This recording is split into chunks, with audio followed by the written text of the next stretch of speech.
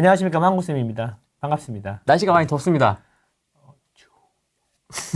아니 6월 중순이잖아 지금. 네, 너무 더운 거 아닙니까? 빡세요 날씨가. 5월 말부터 그랬던 것 같은데 우리 아파트 시장의 후끈함을 반영하는 거 아닌가.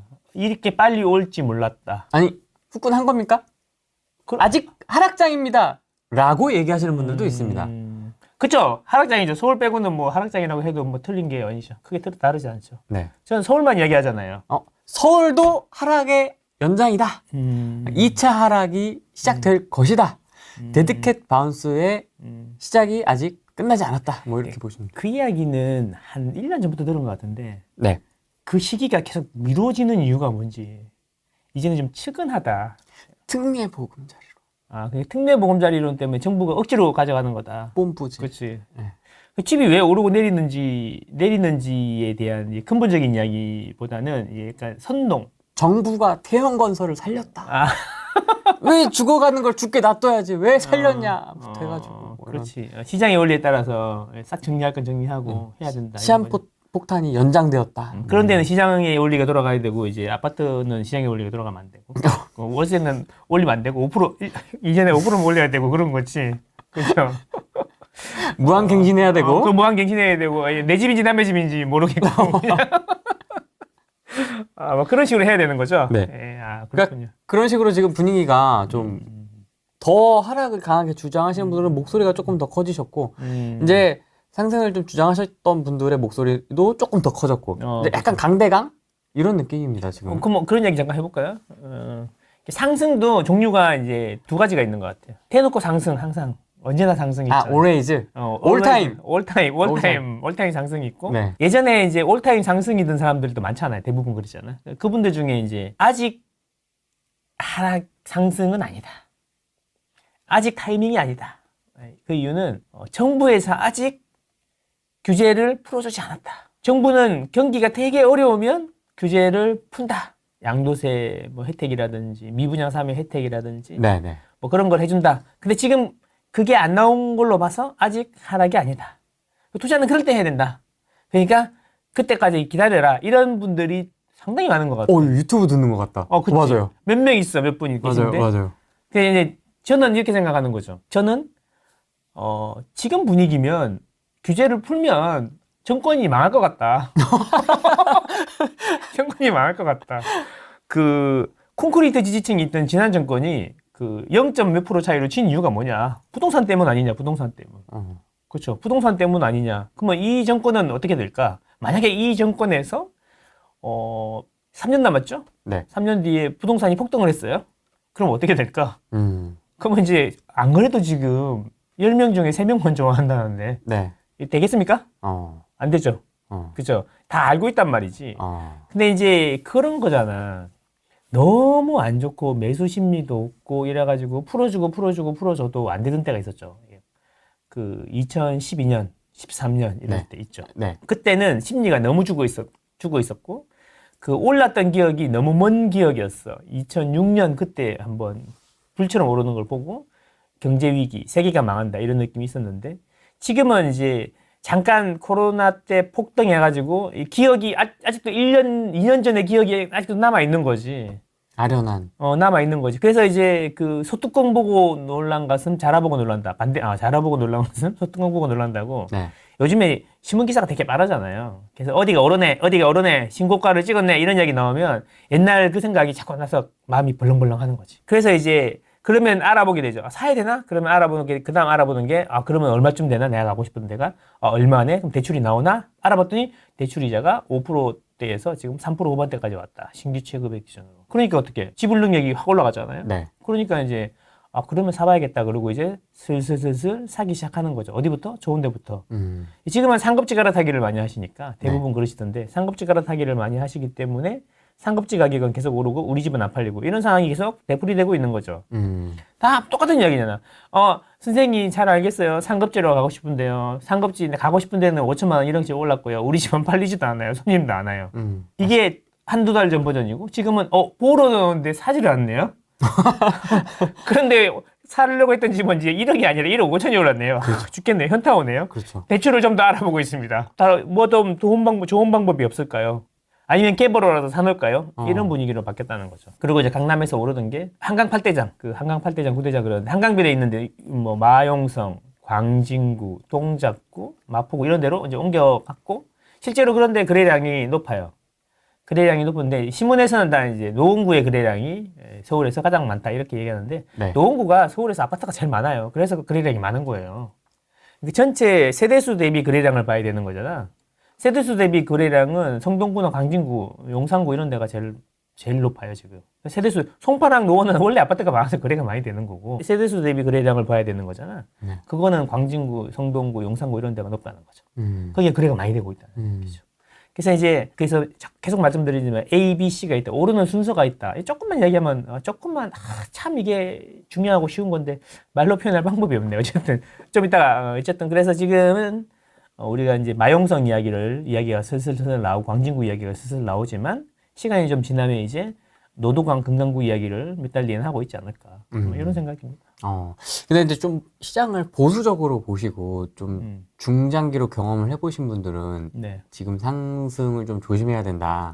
왜냐 2007년, 8년, 9년에도 잠깐 상승했다가 다시 가라앉았던 적이 있지 않느냐. 그래서 좀 끝까지 지켜보고 나중에 사도 되지 않을까? 약간 훨씬 더 보수적으로 얘기하시는 분들도 있거든요.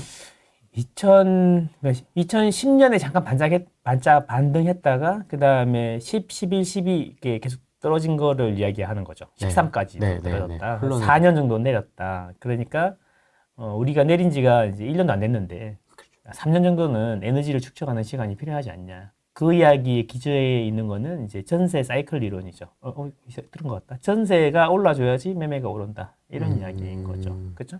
그 기본으로 다 깔려 있는 거잖아. 또 그 진리처럼 신봉하고 있잖아. 그 학계에서는 전세가 올라야 매매가 오른다는 이야기는 상관관계는 있으나 인과관계는 확인되지 않았다. 이렇게 얘기하거든요. 아, 그래요? 그게 무슨 소리냐면 전세가 오를 때 매매가 오르는 거는 관측이 되나 네. 이게 전세가 오르면 꼭 그러니까 선우가 있어 전세가 오르면 꼭 매매가 오르냐라는 거는 그 관계는 아직까지 확인되지 않았다. 교수님 전세가가 밀어 올린다는데요? 그러니까 그러니까 이게 그 학계에서는 그렇게 얘기한다고요. 그러니까 예를 들면 이게 상관관계하고 인과관계가 나도 좀 어렵던데 그런 거죠. 그 소아마비 학회에서 미국의 소아마비 학회에서 아이스크림을 먹지 마라. 소아마비에 걸릴 수가 있다. 이런 발표를 옛날에 했어요. 1950년대. 그래서 왜 그러냐 했더니 소아마비가 여름에 많이 걸리는데 소아마비 발병률이 여름에 높은데 아이스크림 판매량이 여름에 늘어난다. 그래서 아이들이 그때 소아마비 걸렸던 애들이 아이스크림을 많이 먹었다. 그래서 아이스크림을 안 먹어야 그 소아마비가 덜 걸린다. 이런 발표를 했단 말이지. 상관관계가 있는 거지. 여름에 발병률이 높은데 여름에 아이스크림 판매량이 높고 실제로 애들도 많이 먹으니까.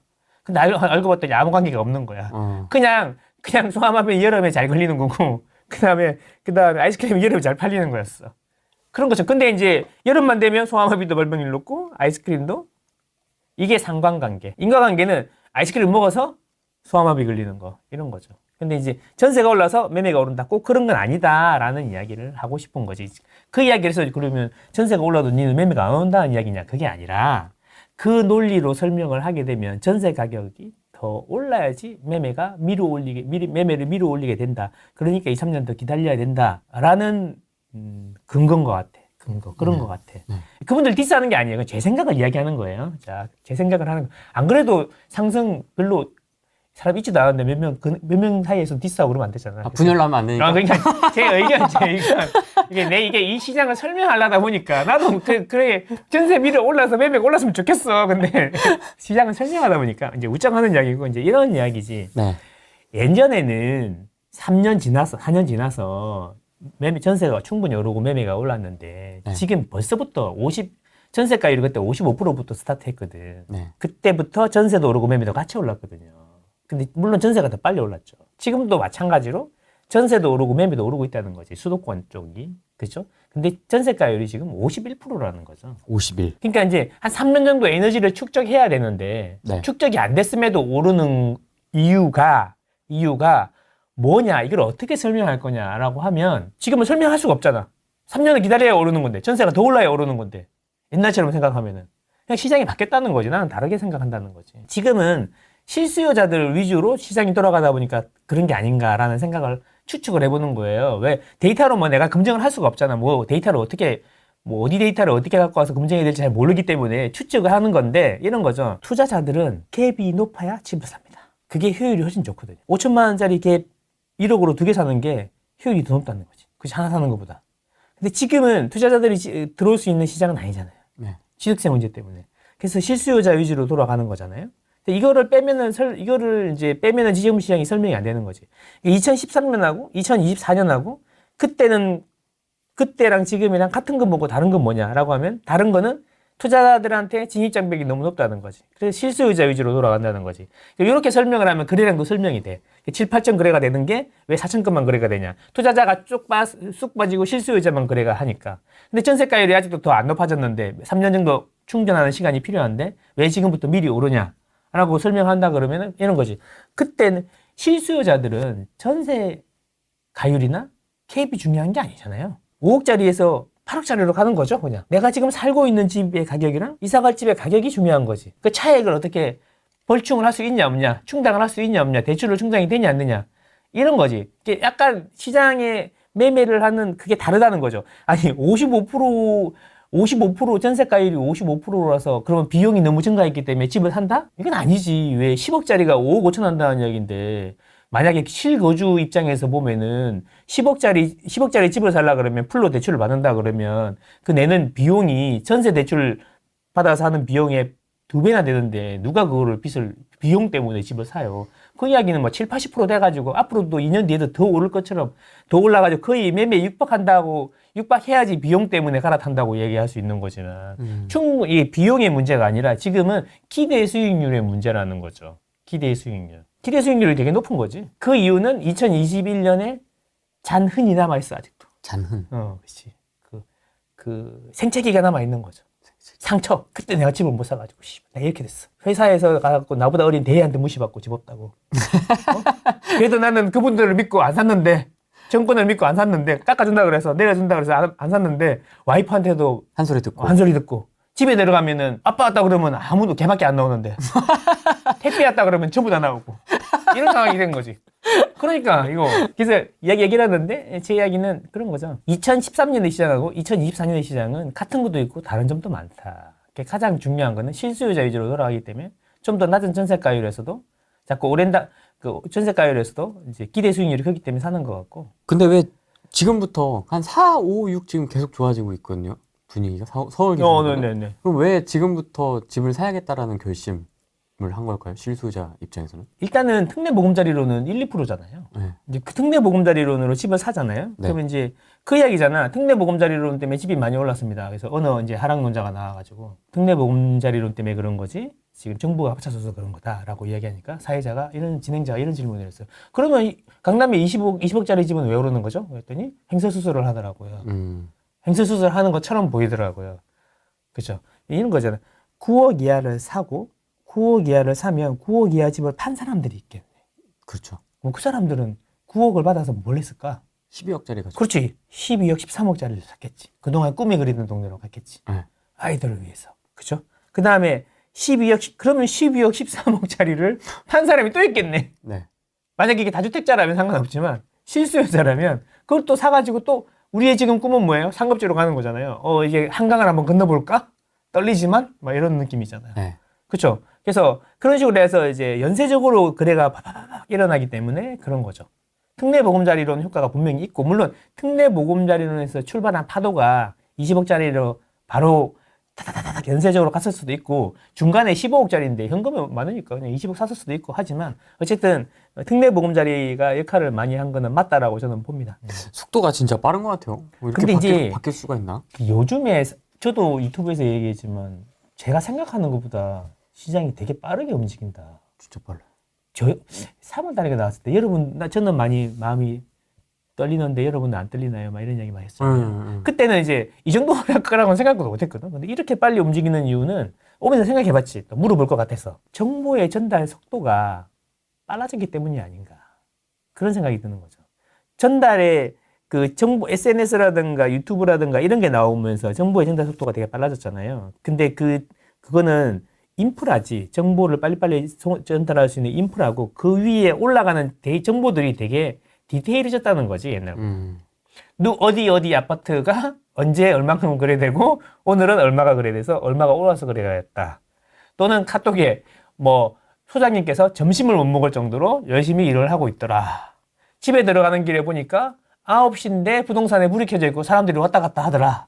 이런 확인되지 않은 찌라시들이 엄청 올라오고 그런 걸 전문으로 폰하라는 사람도 있잖아요. 엄청 빨리. 뭐 어디가 몇 억에 거래됐다더라. 카드라 합니다 하고 확인은 안 돼. 그런 이야기들이 너무 빨리 하니까 이제 근데 이제 막상 이제 시장 참여자 입장에서 실수요자 입장에서 우리 집 8억짜리를 팔고 12억짜리로 가려고 그랬는데 그럼 그 동네 소식을 되게 집중하게 되잖아요. 근데 그 동네에서 내가 마포로 가려고 그랬는데 마포의 25평이 15억에 거래가 된다 카더라 하면 어머 이렇게 되잖아. 근데 그게 이제 그 사람이 놀랬으니까 놀란 만큼 빨리빨리 또 전파를 시키겠죠.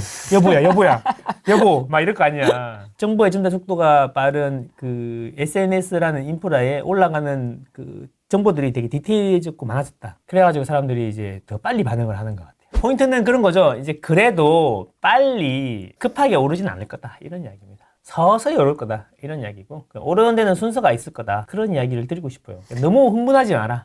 너무 흥분하지 마. 흥분하지 마라. 이게 또 살 수도 없잖아. 콩닥콩닥 이렇게 하거든요 또. 두근반 생각반. 아까 그 빨간색 이렇게 단풍이 들었네. 꽃이 피었구나 이러면서 이제. 그렇죠. 정마담 밑에서 한 장 이제 나올 때가 됐는데. 정말. 패를 돌리자 막 이러면서 이제. 결국에는 집이 저는 그렇게 생각하거든요. 돈 때문에 오르는 거다. 집이 오르는 게 아니라 돈이 많아지는 거다. 그렇게 생각하거든요. 하나만 보면은 이제 금리인 것 같고 이게 점점 금리하고 수급인데 이제 점점 이제 금리 쪽으로 무게가 많이 실리는 게 이 완충작용을 하던 게 전세라는 게 있죠. 월세하고 매매 사이에서 완충작용하는 게 있죠. 이게 무슨 소리냐? 내가 대출이자를 200을 내고 있는데, 월세를 200을 내고 있는데, 풀 대출 받아서 집을 사면 300이야. 그럼 비용의 입장에서 볼 때는 월세로 사는 게 낫죠. 근데 이게 계속 월세가 오를 것 같고, 그 다음에 집도 계속 오를 것 같아. 엄마도 집을 사래, 자꾸. 그 방송이나 어디 가도 자꾸 집을 사는 게 좋겠대. 네. 그러면 고민을 하겠죠. 월세로 살까? 집을 살까? 고민을 하고 있는데, 대출이자가 떨어졌대. 그래서 이제 280만 원만 있으면 살 수 있대. 그러면 마음이 어떻게 돼요? 그래서 금리의 흐름에 따라서 월세로 갔다가 전세로 갔다가 두 중에서 왔다 갔다 하면서 변동성이 커지는 건데 그 사이에 전세라는 완충이 딱 있는 거지. 네, 전세 살고 있는 거지. 전세라는 완충이 있어갖고 이 시장의 변동성을 줄여주는 역할을 했다라고 저는 보거든요. 네. 근데 이제 그 전세도 이제 대출을 받아서 하니까 전세도 다 대출이잖아요, 이제. 그러니까 이게 변동성이 더 커진 거야. 시장이 그래서 이 변동성이 더 커졌어. 그래서 이제 그렇다고 해서 단기적으로 뭐 주식 하든 뭐 사팔 이런 거를 할 수가 없잖아. 그 거래의 특성상 일단 사면 2년 정도는 갖고 있어야 되고 이런 특성상. 네. 그죠? 그래서 이제 그 주식이나 코인처럼 확 그래프가 이렇게 되지 않고 이게 서서히 이렇게 되겠죠. 금리 속도에 따라서 비례해서 서서히 올라갈 거니까 너무 흥분하지 말고 말면 되는데 이제 이런 걸 생각해 봐야죠. 오르는 순서가 있더라. 이게 그 물을 부으면 물이 쫙 퍼지잖아요. 이게 케이크를 놓고 케이크에다가 물을 부으면 물이 이렇게 쫙 이렇게 퍼지잖아요. 네. 근데 물이 아니고 이건 주식이나 코인이고 그 슈크림인 거야. 슈크림 이렇게 찐득한 걸 쑥 보면 이렇게 쌓였다가 이렇게 쓱 퍼지잖아. 천천히. 슈크림. 그래서 부동산 시장은 큰 돌과 같고 슈크림과 같다. 한국마음은 내가 옛날에 했는데 딴 사람들이 자꾸 써서 슈크림 같이 이렇게 쭉 퍼지는 거야. 이 슈크림. 슈크림은 많이 보면 어떻게 돼? 빨리. 더 빨리 더 높이 올라가겠죠. 그죠? 이렇게 되겠죠. 그게 이제 그런 느낌으로 보시는 게 좋다. 이게 거래 비용이 크기 때문에. 매매 주기도 길고. 그러면 사지 말라는 거야? 기다려라는 이야기야. 이제 또 이렇게 보면 또 지금 사면 어차피 비과세를 해서 다시 갈아타기를 한다거나 해도 2년 뒤 아닙니까? 지금 2026년 아닙니까? 네. 그럼 2024년도 물량이었고 2025년도 물량이었고 2026년도 물량이 없는 건 확정적이니까 특히 서울은 확정적이니까 그러면 2년 뒤에는 가격이 어떻게 돼 있겠냐. 그래서 전세 한 번 더 살아서 2년 뒤에 연세 만기될 때 집을 산다 그러면 이게 가랑비에 어쩌는지 모른다고 서서히 오르던 게 진짜 2년 뒤에는 5천만 원 1억씩 올라와 있을 수도 있는데 네 월급을 얼마나 열심히 모아봐라 5천만 원 1억 하기가 쉽냐 이런 거죠. 그래서 제가 보기에는 월급만 모으는 것보단 은행에 넣어놓는 것보다는 수익률이 2년 뒤를 생각하면 더 좋을 거다. 이제 그거는 수도권부터 해가지고 저번에도 얘기했지만 예전에도 얘기했지만 수도권부터 올라가지고 이렇게 쭉 퍼질 거다 지방으로 이런 말씀을 드린 거죠. 요즘도 하락론 영상 좀 보십니까? 보죠. 그 항상 새로운 영감을 받아요. 하나님을 보면서 아 저렇게 생각할 수도 있구나. 84년 동안 꼬박 모아야 내 집 마련을 할 수 있다는데 아 이게 지금 말이 되냐 서울 집값이 청년들이 84년을 모아야지 서울집을 살 수 있다. 100세가 넘어야 내 집 한 칸이 나오는 게 말이 되냐? 말이 안 되죠. 나라가 이 개판이죠. 네. 헬조선이죠. 헬조선. 네, 네. 다른 나라는 더 비싼데 어떡할까요? 뭐 그런 얘기부터 해서 그래서 그 신문 기사를 제가 봤죠. 네. 봤더니 뭐 무슨 민주사회연구원인지 그런 데서 했더라고요. 네. 딱 그래서 이제 발표자가 중요한 거잖아. 말하는 사람이. 네. 그래서 그 데이터를 이제 하나 까봤어. 그런 게 나오면 이제 다 까봐야 되니까 근거가 있을 거 아니에요. 무슨 연구원인데 그래서 근거도 있을 거 아니야. 뭐 이렇게 검찰 독재 뭐 이런 건 아닐 거 아니야. 까봤더니 20대 청년들의 소득을 기준으로 했고, 네. 그 다음에 서울에 이제 괜찮은 아파트를 기준으로 했더라고요. 괜찮은 거면 중상 이상입니까? 서울의 평균이 10억 이상이잖아요. 네. 그래서 10억 이상 아파트를 사는데 그 차 떼고 포 떼고 하니까 200만 원 남더라. 막 이런 느낌으로 해갖고 84년 걸린다. 뭐 이런 얘기더라고요. 그거 보면은 와 이런 거는 거의 선동에 가깝다. 이런 생각이 드는 거죠. 그리고 좀 안타까운 이야기지만 재테크라는 게 물론 따뜻한 가슴이 있어야 되지만 차가운 머리가 필요한 거예요. 돈 계산하는 건데 알아듣기 쉽게 좀 뼈 때리는 이야기를 해보면 20대면은 직장 생활 한지 길어봐야 5년 내외일 거란 말이에요. 5년 내외인데 월급을 받아서 서울에 남들이 원하는 괜찮은 아파트를 살 수 있다라고 하면 얼마나 좋은 세상인 건 맞지. 그런데 서울에 이제 10억 이상, 그래서 내가 그려봤어요. 전국의 아파트 가격을 정기 분포로 이렇게 그려봤거든요. 네. 반쪽짜리가 나오겠죠. 마이너스는 없으니까. 네. 이렇게 그려봤거든요. 0부터 해가지고 그려보니까 지방에는 2억, 3억 아파트가 되게 많긴 하던데 서울에 10억 아파트면 이렇게 막 시그마 항상 시그마 전체적으로 보면 전국을 기준으로 엄청 이쪽에 있는 거지. 그러니까 전국의 20대 한 3, 4년 근무한 그 직장인들의 월급으로 전국 평균 기준으로 우리나라에서 거의 상위 10% 안에 드는 아파트, 10% 아파트가 10% 안에 들면 아파트 보급률이 대충 50%라고 보면은 그러면 실제로 주택 기준으로 보면 5% 안에 드는 아파트를 그냥 2, 3년 일해서 산다는 게 말이 안 되는 거지. 그렇지 않습니까? 현실이 그런 게 아니잖아요. 뭐 서울의 아파트가 우리나라의 세대수만큼 있으면 그렇게 살 수는 있겠죠. 그거는 이제 그래서 이게 나라냐 이렇게 얘기할 게 아니라 그래서 좋은 곳에 양질의 아파트를 공급을 할 수 있도록 노력을 해야 되는 건데 정부는 못 하잖아. 돈이 없으니까. 그러면 이제 정부가 그래서 돈 빚내 가지고 임대주택을 짓고 뭘 짓고 하면은 정부 부채 늘어난다고 또 난리잖아. 정부 부채 나라 망한다 이러고. 그럼 어떻게 하라는 거야 도대체? 그래서 정부는 어떻게 해요? 우리는 이제 95%를 민간에게 이제 공급을 의존하잖아요. 민간에서 공급을 할 수 있게 도와줘야 되는데 그러면 또 건설업자 퍼주기냐? 뭐 이렇게 되는 거지. 토건족. 그러니까 그런 거 뭐 도대체 어떻게 하라는 거야? 그냥 갈등만 조장하는 거야. 아쉽지만 저도 그랬지만 청년이 그 2, 3년 모아가지고 집을 산다는 게 정말 영끌에 해가지고 되게 그냥 나홀로 아파트나 작은 아파트 있잖아요. 그런 거를 산다고 하면은 모르겠는데 그냥 번듯한 서울의 평균 이상의 아파트를 산다라는 거는 현실적으로도 불가능하고 그런 나라가 어디 있을까? 브루나이 정도 돼야 되지 않을까? 근데 진짜 서울 아파트가 이 전국 아파트 기준으로 봤을 때 서울 중위 수준의 아파트가 빡세긴 빡세네요. 빡세요. 진짜. 이렇게 했는데 2, 3억이 대부분이에요. 아파트가. 진짜 빡세다. 우리가 생각하는 아파트는 이런 거 통계 낼 때는 또 네이버 기준의 아파트를 하지 않고 그 공동주택으로 하잖아요. 공동주택 아파트로 분류되는 거 5층 이상이면서 뭐 이렇게 이런 거 있잖아. 우리가 보기에는 아파트 아닌 것 같은 거 있잖아. 현실적으로 내가 볼 때 우리가 보통 아파트라고 하는 거는 네이버 부동산에서 거래가 되는 아파트라고 보는 게 맞지. 그렇죠. 그쵸. 동네에 가보면 이렇게 막 5층짜리 이렇게 해가지고 두 칸씩 올라가 이런 것도 아파트로 공동주택에 아파트로 분류가 된다니까. 네. 그런 통계에서는. 빌라스러운 거. 그렇지. 네이버 기준으로 보면 더 높아요. 그런 겁니다. 강남의 아파트가 너무 비싸서 우리가 청년들이 일을 해서 몇십 년 걸리고요. 강남의 아파트가 30만 원 정도 있거든요. 30만 원. 30만 원. 우리나라가 2,500만이죠, 세대수가. 맞을걸? 2천만 정도 되겠네요. 5천만이니까 2.5명 하면은, 네. 세대당 하면은 2천만 정도 되겠네. 2천만 분은 30만인 거죠, 강남의 아파트는. 네. 그렇죠. 그러면 몇 %인 거야? 20만이면 1%고, 1.5%네. 그렇지 않아? 전국 기준으로 보면 강남의 아파트는 1.5%에 해당하는 거죠. 여기서 신축 신축이 84로 신축이면서 84이면서 역세권. 이게 그 헬리오시티 정도 돼야지. 2379, 2379. 그 정도 돼야지. 그러면 그게 20억이 그러면 0. 몇 프로인데 금방 그 의사, 변호사, 판사부터 해가지고 돈 잘 버는 대기업 회장님들도 있고 그분들 경제생활 있으시면 30년 부장님도 있고 과장님도 있을 텐데 그런 분들도 있는데 그분들 다 제끼고 20대 청년이 살 수 있다는 게 그러면 그냥 현실적으로 봐서는 물론 그런 나라면 좋겠지만 현실적으로 봐서 그게 되겠냐 이런 이야기죠. 파라다이스 이상만 생각하는 거 아니냐. 근데 이제 되지 않는 걸 계속 그렇게 해가지고 이제 문제를 제기한다는 거는 그냥 불안만 조장하는 거 아니고 갈등만 조장하는 게 아니냐. 이런 생각인 거죠. 저도 20대 때 모아가지고 3년 동안 진짜 안 입고 안 먹고 해가지고 땡빛 내가지고 진짜 서울에 나홀로 아파트 사면서부터 시작했는데 그때도 그런 이야기 없었겠어요? 그때 제 월급이 125만 원이었는데 100만 원씩 모았습니다. 25만 원만 쓰신 거예요? 예, 25만 원만 썼죠. 그게 이제 그 청년들에게 해주고 싶은 이야기가 이제 그때 나로 다시 빙의해서 돌아가 보니까 그 강남에서 네. 사촌 형이 결혼을 했어. 내가 27살이었어 그때. 이제 막 취직했어. 청년 망고.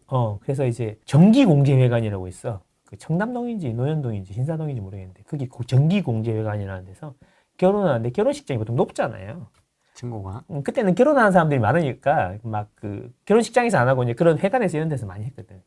했는데 꼭대기에서 이렇게 보니까 강남이 쫙 보이는 거야. 근데 왜 꼭대기를 왜 올라가셨어요? 아니 결혼식장이 꼭대기에서 결혼을 하니까 그게 한 15층 정도 됐을 거야. 별로 안 높아. 올라가는데 그때 이제 담배 막 피우고 그러잖아. 그때 시간이 30년 전이니까 담배 막 피우면서 이렇게 형들이랑 같이 이야기하는. 실내에서? 실내에서 복도에서 실내는 아니고 복도에서 하는데 그때는 회사에서 담배 피우고 그랬어. 임시한 그쵸. 미친 거지. 그쵸. 지금 생각해보면. 그렇죠. 근데 나는 안 피니까 끊었으니까 이제 이렇게 막 이야기 듣고 있는데 그 형들이 이야기할 때 이제 밖을 딱 봤는데 강남이 쫙 보이는데 건물들이 정말 무수히 많은 거야. 깨알같이 아파트도 많고. 근데 이런 생각이 드는 거지. 저 많은 건물 중에 내 집은 왜 없나? 그런 생각이 드는 거지. 그래가지고 집을 사야겠다라고 마음먹고 재테크를 시작했단 말이에요. 그 당시에는 뭐 알려주는 사람이 없었어요. 유튜브가 있었어요. 뭐가 있었어요. 알려주는 사람도 강의도 없었어요. 그때는 경매 강의만 있었어. 경매 강의.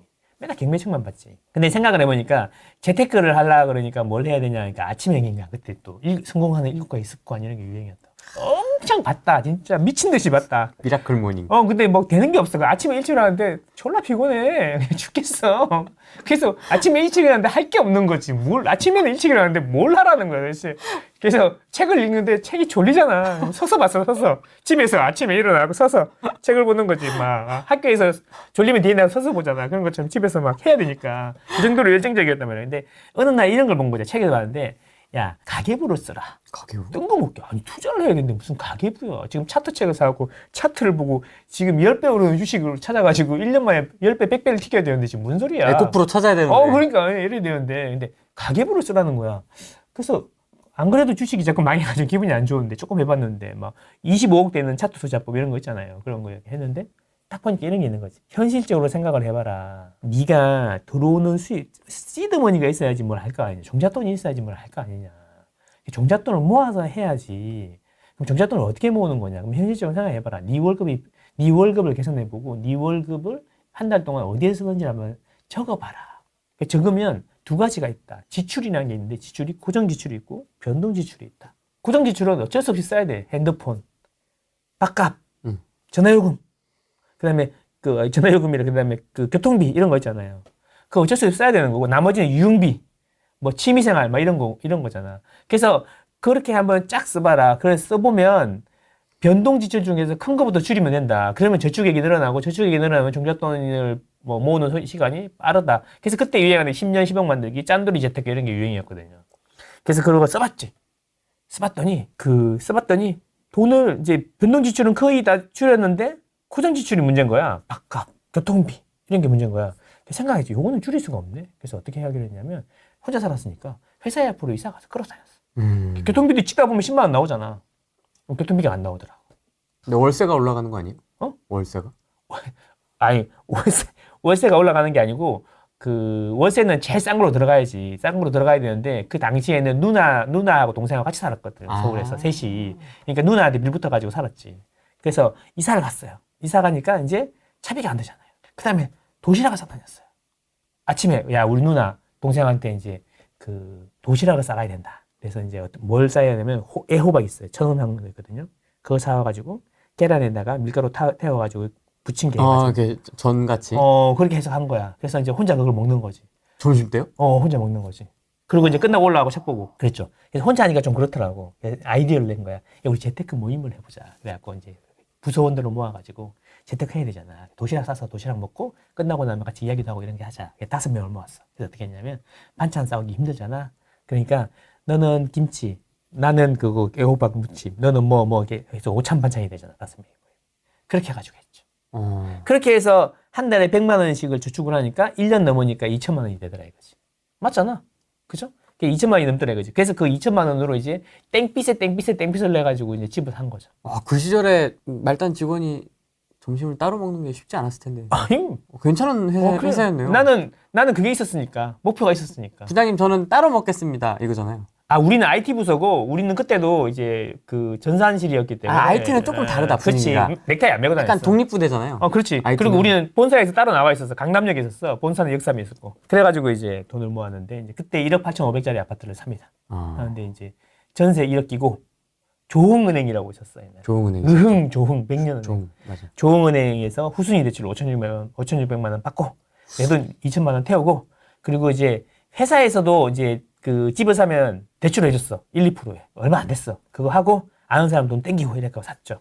근데 그렇게 해서 사고 나니까, 이제 부동산에 대해서 관심도 엄청 많이 가지고, 맨날 투자를 위해서 이제 뭐 이렇게 찾아다니게 되는데, 알려주는 사람이 없으니까, 이거밖에 몰랐어. 구두 뒤꿈치가 닳도록 돌아다녀라. 그거밖에 없다. 엄청 돌아다녔지. 그렇게 해서 제 재테크가 시작됐고 지금까지 온 거죠. 그때는 이제 뭐 시장이 왜 오르고 내리는 원리가 어쩌고 이런 거 아무것도 모르고 그냥 집은 사면 오르는 거다 이렇게 생각밖에 안 했지. 2003년이었어요 그때. 사고 나니까 2004년, 5년, 6년 미친 듯이 올라가. 계속 올라. 자고 나면 올라가. 그래갖고 나는 내가 되게 잘난 줄 알았어. 대리님, 집 있어요? 집이면 말이죠. 이러고 금방 들고 그래 다니고 어깨 뽕 늘어가고 이거 그때 우리 과장님들이 나한테 열받아갖고 집 샀을 거야 아마. 그래갖고 이거 다녔지. 그러다가 이제 2008년 금융위기가 따고 나니까 와 집이 내리는데 그냥 그때 지금도 기억나는데 그때는 이제 결혼을 하고 그 애 때문에 이제 그때도 누나네 집 근처에 갔는데 그때는 따로 살았지. 근데 이제 마을버스를 타고 있잖아요. 이제 마을버스가 꽉 찬 거야 완전히.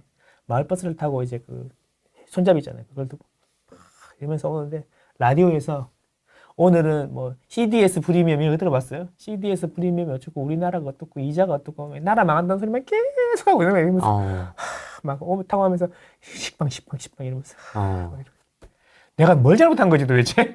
나는 열심히 산 거밖에 없는데. 나 열심히 발품 한 거밖에 그러니까 없는데. 열심히 산다고 되는 게 아닌가 보다. 이 생각을 하고 있었죠. 그러다가 이제 2008년 금융위기 끝나고 9년, 10년 살짝 또 올랐잖아요. 또 그 틈을 또 못 참고 또 샀네 뭘 또.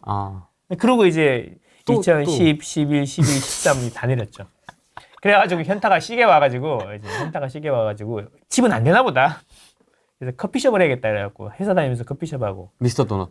했지. 폰데링. 망했지. 바로 망했지. 폰데링. 그거 망하고 나니까 이 프랜차이즈는 하면 바로 망하는구나. 그런 걸 왜 하나 이제 이런 생각을 합니다. 그렇게 연결이 되는 거구나. 네. 그래서 이제 그거 끝나고 이제 다시 이제 부동산이 온기가 오기 시작하니까 이제 부동산으로 돌아왔는데 이제 나는 한번 지나봤잖아. 그래서 그때는 왜 망했을까? 이런 생각을 좀 하니까 내가 너무 감성적이었다. 집은 사면 오르는 거고 왜 오르고 내리는지 그런 것도 없고 그리고 나는 자기 편향도 심하고 일반화의 오류에 빠져 있었구나. 내 집이 사면 오르는 건 나는 내가 집을 사면 무조건 올라야 되는 거고 그 오른다는 사람 이야기만 들어야 되고 내린다는 사람은 친구도 아니고 적이었다. 뭐 이런 생각으로 살았던 거야. 그래서 이제 그때부터 내가 전공이 전산이니까 누가 데이터를 한다는 사람들이 있는 거야. 그래서 읽어봐. KB 시계열 있잖아요. 그거 가지고 이제 하는 걸 하나씩 배우기 시작하면서 데이터에 빠지기 시작하는 거야. 그래서 이제 리얼망고가 나온 거죠. 그래서 이제 그 투자하려고 자기가 내가 만들어 놓은 거예요. 프로그램 짜가지고 긁고 오고 데이터도 별로 없었어 그때는. 근데 마침 그때 노무현이 그때 전자정부 2.0 이렇게 한다면서 데이터 오픈을 많이 했잖아요. 데이터.go.kr 공개 많이 했잖아요. 공개될 때마다 긁고 와가지고 집에서 밤새도록 가공해보고 엑셀로 하다가 뭐 파워 BI로 하다가 계속 하다가 보니까 여기까지 온 거죠. 이 나중에 지오 코딩까지 해가지고 이제 그 지도에다 색깔까지 넣는 수준까지 온 거죠. 채칩입니다, 그게. 그러면서 이제 데이터를 보면 되는구나. 그래서 이제 야 알고 봤더니 입주 물량이 진리네. 입주 물량만 없으면 집이 오르네. 전세 오르고 매매 오르고 막 갭 붙으면 사고 막 하나 둘 셋 막 하나가 두 개가 네 개 되고 이병오의 기적이 막 일어나는 거야. 이렇게 되는 거야. 전국을 다니면 돼. 쏘다니면 되는 거야. 뭐 까불고 다니고 뭐 강의도 하고 뭐 또 다시 이제 흥분해서 올라간 거지. 그리고 이제 2022년에 근데 그래 나는 데이터를 보고 있었는데 이제 금리가 오르면 집값이 오르는 거지. 안 믿어지겠지만 그 2008년 금융위기 그때 잠깐 빼고는 금리가 오르면 집값이 올랐어요. 경기가 좋으니까. 경기가 2006년에 차이메이커 그래갖고 성장률이 대출금리보다 물가상승률보다 대출금리가 높았고요. 대출금리보다 그 집값이 더 많이 올랐어요. 그래서 이제 대출 받아갖고 집 사면 남는 게 많았던 거지. 아니, 성장률이 더 셌어요. 그러니까 뭐냐면 대출을 5%에 받아도 성장이 7%니까 그 7만 원 벌어서 5만 원 이자 내고 나면은 남는 게 있잖아. 커버가 되는 거예요. 집도 많이 오르고. 그런 시기였던 거지. 그래서 이제 금리가 올라도 집값도 오른다 이런 생각을 갖고 있었던 거지. 그 시기 이제 이런 건 아무것도 몰랐지. 근데 이번에도 그럴 거다라고 생각했고 그래서 이제 폭 나가기 전에도 저는 와갖고 물량은 계속 줄어들고 그다음 규제 때문에 물량은 줄어들고 금리도 이렇게 한 번에 안 오르고 천천히 이렇게 오르니까 분명히 빠져나올 타임이 있을 거다. 그리고 금리를 올린다는 거는 경기가 좋다는 이야기 아니냐. 이런 논리로 제가 하다가 한 방 심하게 시게 맞았죠. 파월한테 제대로 맞았죠. 이렇게 빨리 금리가 오를지 아무도 몰랐던 거지. 그치. 그리고 하락한다고 주장하던 사람들도 금리가 이렇게 빨리 올라서 하락할 거다라고 이야기한 사람은 단 한 명도 없지. 다 맞췄다고 그래. 근거도 없이 그냥 매일 내린다 그러면 한 번은 맞겠지. 자산이 퀀텀 점프한 거는 투자를 처음 시작하고 나서 10년도 더 지난 이후에 폭발적으로 이렇게 탁 불어난 건가요? 아니죠. 어떻게 된 거죠? 자산이 퀀텀 점프한 거는 제일 처음에 투자할 때 한번 확 올랐죠. 첫 투자로. 그치. 그때는 뭐냐면 아파트가 오르는 것보다 둘이서 맞벌이해서 버는 게 더 많았어요. 진짜 열심히 아꼈었거든요. 짠돌이 재테크. 이제 둘이 이제 그 회사를 같이 다녔는데 거기서 월급이 엄청나게 오르더라고. CC였습니까? 그래서 돈을 엄청 많이 벌어. 뭐 월급이 엄청나게 늘어나는 거야. 그 월급 들어오면 이제 우리 와이프는 깔고 앉아있으면 뭐하냐. 무조건 투자하자. 그래갖고 막 투자. 왜 월급이 엄청 늘어나요? 월급이, 2000년에 내가 1999년에 취직했는데 2000년, 2001년까지는 월급이 많이 안 오르는데 이제 카드 회사 다녔거든, 그때. 그러니까 카드에서 돈 엄청 벌었잖아. 그 월급이 이제, 그리고 노조 만드니까 월급이 또 위로 오는 거만. 막 성과급 나오고. 막, 솔직히 성과급 나와가지고 1000만 원 나와 차 사고 그랬어요. 뭐 베르나. 나의 차, 나의 베르나. 베르나. 빵빵! 그거 샀지. 그걸로 여행 많이 다녔지. 예, 막, 주말에는 여행, 주중에는 막 회사 끝나고 나면은 막 아파트 보러 다니고 막 엄청 피곤하게 살았지. 근데 재밌었어.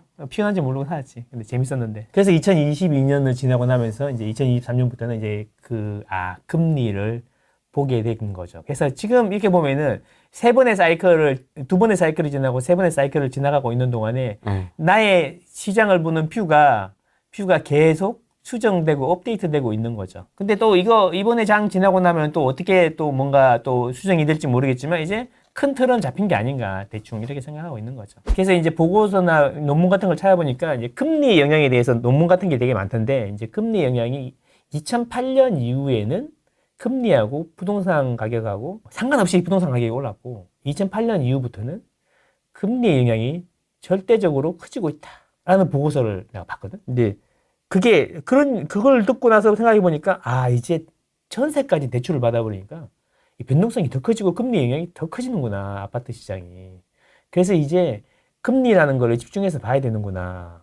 수급만 볼 게 아니구나, 이런 생각을 했고. 그리고 특히나 중요한 거는 뭐냐면, 금리라는 거는 보니까 급등과 급락을 2020년부터 2024년에 0.5에서 3.5까지 급락했다 급등하는 걸로 봤잖아요. 근데 네. 금리가 되게 막 버라이어티하게 막 줄렁줄렁하게 왔다 갔다 변동성이 엄청 큰 것처럼 느끼는 거지, 우리가. 근데 사실 안 그렇거든. 길게 장기 시계로 보면 그런 경우가 분명히 있어. 근데 10년 중에 1, 2년 정도가 이제 그렇더라는 거지. 10년, 15년 정도 텀을 놓고 보면 1, 2년 정도만 아래 위로가 좀 왔다 갔다 크게 하지. 대부분의 경우에는 이제 그냥 평범한 수준으로 쭉 있는다는 거죠. 그러니까 그래서 뭐냐면 그런 시기에는 그래서 이제 수급이 중요하다라는 거 이야기하는 거예요. 그러니까 공생균이라고 있잖아요. 공생균. 뭐냐면 이게 그 피곤하면 입술 트잖아요. 네. 헤르페스인가? 네. 그 균이 있는데 이제 바이러스가 이 몸에 들어와 있는데 건강할 때는 아무렇지도 않은데 피곤하거나 몸이 안 좋을 때는 갑자기 확 나와가지고 밥도 못 먹게 하잖아. 그런 것처럼 금리가 그런 거라는 거지. 평상시에는 공생균처럼 별로 영향을 안 주고 가만히 숨어 있는데 없어지는 게 아니에요. 숨어 있는데 경기가 안 좋고 경기가 갑자기 좋아지거나 갑자기 안 좋아지면 그때 갑자기 확 튀어나오고 입술이 막 이렇게 되는 거잖아요. 입술이 아니라 거의 뭐 온몸에 퍼졌죠? 그렇죠. 뒤지는 줄 알았네. 힘들어가지고. 그러니까 그런 식으로 그런 느낌이라고 보면 이제 그런 시기는 지나가지 않았나. 지나가지 않았나. 그래서 지금 금리의 변화도 되게 느리고 안정권으로 이렇게 한동안 가지 않겠나 이런 생각인 거죠. 천천히 내려가긴 하겠죠. 근데 안정권으로 가지 않겠나 이런 생각을 해보면은 점진적으로 꾸준히 오를 건데 이게 문제가 뭐냐면 이게 돈이라는 게 그 물 뿌리듯이 순간적으로 쫙 퍼지는 게 아니라 팬케이크처럼 천천히 퍼진다 그러잖아요. 순서가 있다 그러죠. 여기서 모였다가 여기 그다음 여기 이렇게 A, B, C 이렇게 한다 그러잖아요. 그러니까 그 조그만 돈이 딱 몰리는 데가 있단 말이에요. 순간. 그러면 지금은 강남부터 모이니까 강남만 맨날 이야기하니까 와 집값이 진짜 오르나 보다. 이러고 좀 있으면 이제 그다음에 마용성으로 갔다 그러잖아요. 마용성으로 이제 그게 싹 넘어가면은 이제 마용성에서 오르는 곳만 계속 이야기하는 거지. 그러면 또 그 조그만 걸로도 이제 강남하고 마용성이 많이 오르는구나 이렇게 느낄 수가 있다는 거지. 그래서 이제 진짜 유동성이 좀 점점 많아져가지고 이제 넓게 퍼져가지고 이제 서울 기준으로 노도강 금강구까지 가면은 이제 서울은 다 올랐고 서울 역시 서울 짱이야 이런 말을 할 수는 있죠. 근데 그게 이제 전체적으로 전국에 다 퍼진 게 2020년이었던 거고. 그러려 그러면 양이 엄청 많아야 되니까 금리가 금리가 더 많이 내려가거나 성장이 금리 비해서 성장이 엄청 와야 되는 거죠. 근데 성장이 오면 인플레가 따라오잖아요. 그렇잖아요. 성장이 오면 돈을 많이 버니까 인플레가 따라오고 구매력이 올라가니까 뭐 이렇게 비싼 물건도 막 사고 그러는 거잖아. 근데 이제 2000년 중반에는 중국이 전 세계에다가 싼 물건을 디플레를 수출한 거잖아. 우리나라에서 만든 2만 원인데 막 5천 원, 만 원에 막 수출해줘가지고 그게 차이메리카라 그러잖아요. 그래갖고 이제 성장은 되게 높은데 물가는 되게 안정되고 이런 골디락스였던 거지 그때는. 근데 지금 앞으로는 그렇게 누군가가 막 베트남이 해주겠어요? 인도네시아가 해주겠어요? 안 그렇잖아요. 그러니까 그 이제 성장률이 낮았다가 서서히 올라가면서 금리도 이제 같이 낮았다가 서서히 또 올라가겠죠. 그런 기간이 또 몇 년간 계속될 거다라고 생각하는 거죠. 그러니까 이제 큰 변화는 없을 거다. 근데 이제 점점 시간이 갈수록 수급에 의해서 시장이 수급의 영향이 점점 커질 것이다. 그렇게 보면은 2025년, 26년 전국적으로 26년은 물량이 없다. 그리고 물량이 작년부터 계속 가장 오랫동안 없었던 데는 서울이다. 서울하고 제주인데 제주도는 특별한 시장이고 서울이다. 그래서 서울이 그래서 먼저 가는 거고 대구는 물량이 아직도 많잖아. 네. 금리도 지금 금리 영향이 벗어나면 이제 물량 영향이 바로 올 거란 말이야. 그래서 이제 대구는 제일 마지막에 돌아서지 않겠나. 물론 광역시 기준으로 보면 그렇다는 거고 그런 식으로 되지 않겠나. 그래서 내가 지방 가지 말고 이상 가지 말고 서울에서도 ABC가 있지만 상품 내에서도 ABC가 있거든. 신축, 준신축, 구축 이런 거 있잖아요. 네. 그러니까 그런 것들도 순서대로 이제 서울의 신축이 이제 비싸니까 서울의 신축이 아니라 준신축 이런 식으로 이제 순서대로 가는 게 맞지 않냐. 그게 아니라면 아예 재건축 호재가 지금 막 터지고 있는 선도지구라든가 이런 거에 관심을 가져보는 건 어떤가 그런 생각인 거죠. 순서가 있으니까. 그래서 뭐 2, 3년 지나고 나면은 또 와가지고 지방 이야기 둘이서 할 수 있겠지. 내가 그때 뭐라 그랬어? 꿈이 가라 그랬잖아. 막 이러면서 포항은 좀 어때? 막 이러고 있을 수도 있지. 근데 이제 양극화가 점점 심해지니까 이제 글쎄 돈이 얼마나 풀려야지 옛날 같이 지방 산골짜까지도 이제 물이 차가지고 그런 장이 올까 생각해 보면 그런 산골짜기까지 물이 갈 수 있을까요? 코로나 같은 그런 게 있지 않는 이상은 특수한 환경이 있지 않는 이상은 그러니까 모르는 건데 확률이 되게 낮을 거니까 이제 지방은 고민을 많이 해봐야 되지 않나. 지방 공일 뭐 이런 거 추억의 공일이야. 나도 옛날에 그런 거 조금 해봤는데 하지 마세요. 제가 잘못했어요. 제가 잘못했어요. 하지 결론이 맙시다. 그냥 서울에 그냥 그럴 때가 되면 이제 개수를 줄이면서 서울에 더 똘똘한 걸로 그때 가는 게 낫지 않나. 지방 공일이나 비주택으로 갈 타임 정도 되면은 그때는 유동성이 많이 퍼졌으니까 금리가 올라간다는 이야기잖아. 점진적으로.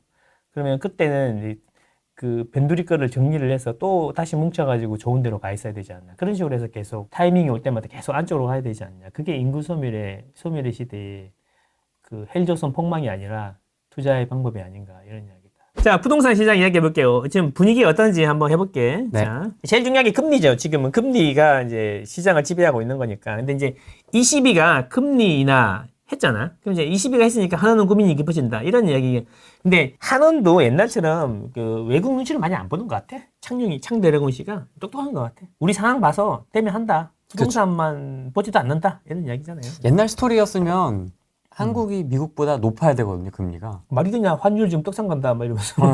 그렇지. 방어해야 된다 막 하면서 막 올렸었는데 지금은 그렇진 않잖아요. 근데 그 환율이라는 게 이제 그게 그 교환 그 순간순간의 수요와 공급을 해서 달러하고 원하고 교환하는 건데 그때 우리가 이제 외환 보유고가 되게 낮았잖아요. 그래서 환율이 되게 불안했던 거지. 조금만 뭐 이렇게 문제 생기면 외환 보유고가 낮았으니까 그런데 지금은 외환 보유고가 지금 악에 받쳐서 모으고 있는 것 같아요. 악에 맞춰서 모았잖아. 모았고 이제 그게 또 그런 것도 있지. 야, 니 중국 편이야, 미국 편이야? 미국 편인데요. 그러면 씨 우리 국채 좀 많이 사나? 그런 것도 있지. 미국이 돈을 너무 많이 찍었으니까 양반다리 해도 되지. 네. 미국이 돈을 너무 많이 찍어 놓으니까 그 돈이 자기네 나라에만 있으면 하이퍼 인플레이션이 오는 거잖아. 그래서 전 세계를 퍼뜨려야 되는데 그래서 원유 결제할 때 달러만 쓰게 하는 거고. 그리고 우리나라나 일본 같은 데다가 이제 국채 강매하는 거지. 야, 니네 이제 옛날에 그거 안 봤어? IMF 때? 국채 쓰면 사라. 우리나라 국채 찍어 놓은 건 니네 좀 사라. 그래갖고 중국도 사고 우리도 사고. 미국이 자꾸 중국 쩍거리면 중국 옛날에 하던 이야기야. 니 이러면 니 미국 국채 다 팔아버린다. 막 이런 이야기 하고 그랬죠. 맞아요. 그랬던 거죠. 근데 지금은 시기가 많이 다르니까 그래서 이제 뭐 우리가 뭐 외화 유출이 뭐 우리나라가 금리가 낮으면 외화 유출이 심해져 갖고 IMF 온다 이런 소리는 하면 안 되는 거지. 항상 그렇지만 그때랑 지금이랑 같은 건 뭐고 다른 건 뭐냐 이런 생각을 해봐야 되는 거죠. 어쨌든 그렇다. 그래서 이제 우리나라도 이제 그런 상황이니까 환율 걱정 조금 내려놓고 이제 우리 상황에 따라서 맞춰서 결정할 수 있다 이런 거지. 근데 이제 이게 중요한데 주담대 금리하고 기준금리하고 한껏 차이다. 그러니까 지금 한국은행 기준금리가 3.5고요. 주택담보대출 신규 취급액 기준이 3.8. 어제 보니 3.5도 있더라고. 상품에 따라서는 그렇던데. 그러면 이게 기준금리가 3.5인데 대출금리가 3.8이면 좀 이상한 거 아닙니까? 남는 게 있습니까?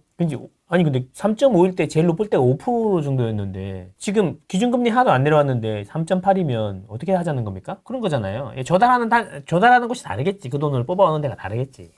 그런 이야기인데 그러면 왜 기준금리 하나도 안 내려가는데 대출금리 왜 내려가냐 이런 이야기죠. 그게 이제 대출금리는 그러니까 시장금리라는 거지. 시장금리는 기준금리가 내려갈 걸 예상해서 미리 움직이잖아요. 그래서 이제 내려갈 거라고 생각하니까 미리 이제 금리를 내리는 거지. 왜냐하면 5년 만기 채권을 발행해갖고 그 돈으로 대출을 해주는 거잖아. 고정금리는. 그게 은행채 AAA 5년물이잖아요. 그러면 이제 이게 만기가 됐을 때 지금은 3.5인데 이게 만기가 되었을 때는 금리가 아마 2%, 1% 가 있지 않을까? 그러면 지금 4%의 발행, 3.8%의 발행에도 5년 뒤에는 시장금리 대비 상당히 높은 금리 아닐까? 그치? 그래서 미리 좀 더 그 예상해서 미리 깎아서 이제 발행을 하는 거지. 그래서 미리 움직입니다. 그 이야기에서 이제 우리가 얻을 수 있는 센서는 뭐냐면 이제 기준금리가 내려가더라도 미리 이미 내려가 있기 때문에 채권금리나 시장금리가 내려가 있기 때문에 기준금리 인하 효과가 생각보다 안 클 수도 있다. 근데 대신 심리적인 부분은 엄청 자극을 하겠죠. 아, 기준금리가 드디어 내려갔다. 이제 우리도 신호탄인가? 뭐 집값 오르나? 막 이러고 있겠죠. 이렇게 되면 기준금리가 본격적으로 내려가면 하락노자들은 이러겠지. 이래서야 되겠습니까? 나라가 부동산 투기를 이렇게 조장했어야 되겠습니까? 국가 부채가 지금 말이죠. GDP 대비로 보면 100 몇 프로인데 이런 이야기 하겠죠. 내가 잘못한 게 아니라 나라가 잘못하고 세상이 잘못해서 지금 집값이 이런 거다. 여러분 잘못이 아니다. 여러분 잘못이 아니다. 여러분 잘못이 아니다. 근데 꼭 집을 사고 싶으면 와서 컨설팅을 받으면 된다. 나한테. 내 강의를 들어라. 강의를 들어라. 이런 거죠. 자, 그래서 이제 주요 이제 보면은 캐나다도 내렸고 유럽도 내렸고 미국은 동결이고 일본도 동결 전망이고 영국도 동결 전망인데 자세히 보시면 EU는 물가가 2.9에서 2.4가 됐고 프랑스는 3.7에서 2.2 독일도 마찬가지고 많이 내렸는데 미국만 안 내렸지. 세. 그러니까 미국만 기준금리를 내리기가 힘든 거지. 세. 다른 데는 다 이게 그렇잖아. 팬케이크가 똑같은 거야. 미국에서 돈을 막 찍어가지고 세상에 막 뿌렸는데 이제 어떻게 되게 이렇게 쭉 돼 있을 거 아니야. 그럼 여기서부터 돈이 없어질 거 아니야. 그러니까 변두리 저기 변방부터 이렇게 물가가 잡히는 거지. 그래서 이제 여기 와갖고 한국하고 미국 좀 오니까 이제 아주 단단한 거지 아주. 이것들 어떡할 거야. 스티키한 거지. 스티키. 이게 썸네. 화면 이건데? 화면 그거야? 어떻게 망했네. 어쨌든 그래서 그래서 지금 이런 순서로 가고 있다. 전 세계적으로 가고 있다. 그래서 우리나라도 한 번 정도 내릴 거다 이런 이야기 하더라고. 네. 그렇죠. 올해. 근데 효과는 별로 안 크겠지만 심리적인 효과는 상당할 거다. 자, 그러면 그래서 금리는 우리가 봤어요. 그럼 수급은 이제 수요와 공급인데 이제 지금 문제가 되는 거는 입주 물량, 아파트 입주 물량이라는 거는 이미 정해졌잖아요. 지으면 착공하면 3년 뒤에 입주해야 되니까 보통 뭐 공사가 지연이 되네 안 되네 해도 6개월 아니면 1년이란 말이야. 결국에는 입주를 하게 돼 있단 말이죠. 그러면 이제 지금 착공한 걸 다 정리를 하면 3년 뒤니까 2027년 상반기까지는 물량이 확정이 된 거야. 공사 지연되면 어떡할 건데요? 그러면 더 느려지겠지. 그러면 입주 물량이 더 줄어드는 거지. 예, 그런 거죠. 그래서 그렇게 보면은 그 적정 대비해서 10년 평균 대비나 적정 대비해서 물량이 많냐? 이런 이야기가 되는 거죠. 그래서 올해하고 올해까지는 뭐 아리까리해. 많은 데가 많아. 물량이 많은 데가 많은데 서울만 계속 작년부터 계속 없어. 앞으로도 계속 없고. 그러니까 서울 먼저 간다는 이야기야. 전체적인 이 그림이 이해가 되나요? 금리는 내려가 있을 거고. 그럼 물량의 수급의 영향을 많이 받을 건데 그 수급의 영향이라는 게 서울이 제일 크고 서울이 제일 꼬여 있고 네. 나머지들은 좀 많은데 2026년이 되면 전체적으로 다 다운이 되니까 2026년이 되면 큰 장이 있을 수도 있겠다. 근데 그 큰 장이라는 게 우리 2022년 2021년에 그 불장 이런 거 생각하면 안 되고 이제 지금 가격보다는 상당히 뭐 높은 가격이 되어 있지 않을까. 그 순서가 어디라고? A부터 A급지, B급지, C급지로 가 있지 않을까. 오르는 금액도 A, B, C 순서대로 이렇게 되겠죠. 뭐 근데 A급지로 가라는 이야기네. A급지 갈 돈이 안 되면 B급지 가는 거고 B급지 안 되면 C급지 가는 거죠. 뭐 안 갖고 있는 것도 나을 거다 이런 이야기죠. 3, 4년 보면 A급지를 못 사요? 그래도 A급지를 사세요. 이런 부류가 있고 입지가 중요하니까 나는 지금 당신들 사정에 맞춰가지고 여러분들 사정에 맞춰가지고 있으신 분들은 좋은 데 가고 없으신 분들은 그래도 그 중에서도 가장 괜찮은 곳으로 가라. 이게 이제 망고쌤이 말하는 당신만의 강남으로 가라. 이런 이야기죠. 그 수급은 특히 이제 전세가 수급이 꼬여 있잖아요. 전세가 네. 불처럼 오르고 있지 않습니까? 불처럼 오르고 있다는 게 이게 이제 그래서 물량이 적다는 이야기도 되고 이제 그런 것도 있지만 그 전세 자금 대출 금리가 많이 떨어졌어요. 5%대까지 올라갔다가 3%대까지 떨어졌어. 전세 자금 대출 금리가 대출 금리보다 주택담보대출 금리보다 더 많이 떨어졌어요. 전세가 많이 오른 거죠. 거기다 이제 물량까지 없으니까 이제 내가 보기엔 지금까지는 그 수급의 영향도 있지만 전세 자금 대출 금리가 내린 영향으로 인해서 금리가 내리면 이제 가격이 올라가잖아요. 전세가 반등이 컸던 거하고 근데 지금부터는 이제 그 수급에 의해서 이제 전세 가격이 오를 것 같은데 수급에 의해서 올라가기 시작하면 이게 크고 묵직합니다. 바꿀 수가 없습니다. 그게 문제입니다. 그래서 그 사람들이 이제 후달려 가지고 이제 매매로 넘어올 거다라고 하기에는 전세 가격이 너무 낮은 것 같다. 그렇죠? 그냥 그 사람들은 집이 오른다 그러니까 집을 살 것 같다. 그래도 이제 90%는 동의 안 하잖아요. 집 오른다는 거에. 그러니까 그분들은 계속 전세로 사시는데 시간이 지날수록 계속 고민이 많아지겠죠. 저희는 이렇게 좀 분위기를 뭐 매주 체크를 하니까 알고 있는데 일반적으로 유튜브 안 보시는 일반 대중의 관점에서는 지금도 뭐 관심이 없습니다, 여전히. 관심 없고 일단 뭐 어제 LG하고 롯데가 경기를 되게 재밌게 했잖아요. 9대8로 했고 그제도 9대8로 막 이렇게 서로 역전 그거 훨씬 더 관심 있죠. 아, 야구. 그 야구나 스포츠, 연애 이런 거에 훨씬 관심 있죠. 야구 진짜 인생 경기였어. 되게 재밌었거든. 전 규칙도 잘 몰라서. 9대8로 이겼는데 그제 경기에서 롯데가 9대8로 역전해서 확 이겼는데 어제는 또 9회 말에 동점 만들어서 또 9대8로 또 LG가 이겼거든. 엘로 다시코. 이런 것처럼 이런 것들에 관심이 훨씬 많지. 그죠? 이렇게 막 드라마, 넷플릭스 이렇게 이런 거 좋잖아. 그런 관심들이 이제 계속 보도에서 나오면 애써 무시하다가 어느 날 자기 주변 사람이 뭐 코인을 했다, 주식을 했다, 집을 사서 올랐다 이런 이야기를 들으면 또 그때부터 관심을 가지면서 이제 뒤늦게 이제 큰 장이 오는 거죠. 그리고 맨날 물리고 욕하고 그거 봐라 내가 이럴 줄 알았다. 그러면 또 내가 그래서 2년 전에 서자 그랬잖아 막 하고 이렇게 이러면서 또 이렇게 그리고 2026년이 되면 전국적으로 수급이 많이 부족하게 되는데 된다. 그래서 이제 우리는 순서대로 움직이면 된다. 순서대로 A, B, C. 실거래가 가장 잘 반영을 하는데 지금도 3월달 실거래 지수를 보면 되거든요. 아파트 실거래 지수를 보면 되는데 아파트 실거래 지수는 3월달께 나오니까 망고쌤이 못 참아가지고 직방으로 알라고 이제 이번에 거래가 되면 그 이전 거래보다 올라서 거래야 되느냐 내려서 거래야 되느냐 이거를 이제 표로 만든 거죠. 네. 여기 보면 이제 남색을 해볼 필요가 있어요. 이게 이제 여기 보시면 여기가 100이거든요. 100. 여기가 100인데 이게 보면 남색이 올라가 있죠. 그러니까 올라서 거래가 됐다는 거고, 이 보면 1월, 2월, 3월, 4월, 5월, 6월 계속 보면은 올라서 거래가 되고 있는 거죠. 그죠? 100보다 올라서 거래가 되고 있다. 여기 밑에 100보다 올라서 거래가 되고 있다. 그러니까 근데 지난 2023년보다는 화끈하진 않아. 2024년 이렇게 많이 이랬었는데 뭐 올라서 계속 거래가 되는데 꾸준히 거래가 되고 있다. 그래서 이제 이중바닥이다. 한 번, 두 번 이중바닥이다. 이렇게 얘기했고, 이제 다른 분들은 데드캣 바운스다. 이렇게 얘기했던 거죠. 근데 이제 이 거래량이 갑자기 늘어나는 게 상당히 고무적이다라는 건데, 이제 거래량 이야기 다시 해볼게요. 네. 이제 수요가 없어서 거래가 안 됐느니 뭐 그런 이야기 했잖아요. 니네는 수요도 생각 안 하냐. 뭐 이런 살 이야기. 사람이 없어요. 살 사람이 없어요. 떨어져야 산다니까요. 살 사람이 없어요. 이런 이야기 했었는데, 그래서 왜 살 사람이 없어요? 그게 바로 거래량을 보면 알 수가 있다. 그래서 이제 보면 이제 실거래 신고라는 게 한 달 뒤에 이제 완료가 되니까 5월 거래량 말이 많았잖아요. 그래서 이제 비교를 해보면 제가 맨날 이제 실거래를 집계를 하는데 4월 거래량이 그 4,200건 정도 됐거든요. 4월. 네. 근데 5월 17일 기준으로 4월 거래는 이제 5월 말이 돼야지 다 집계가 되는데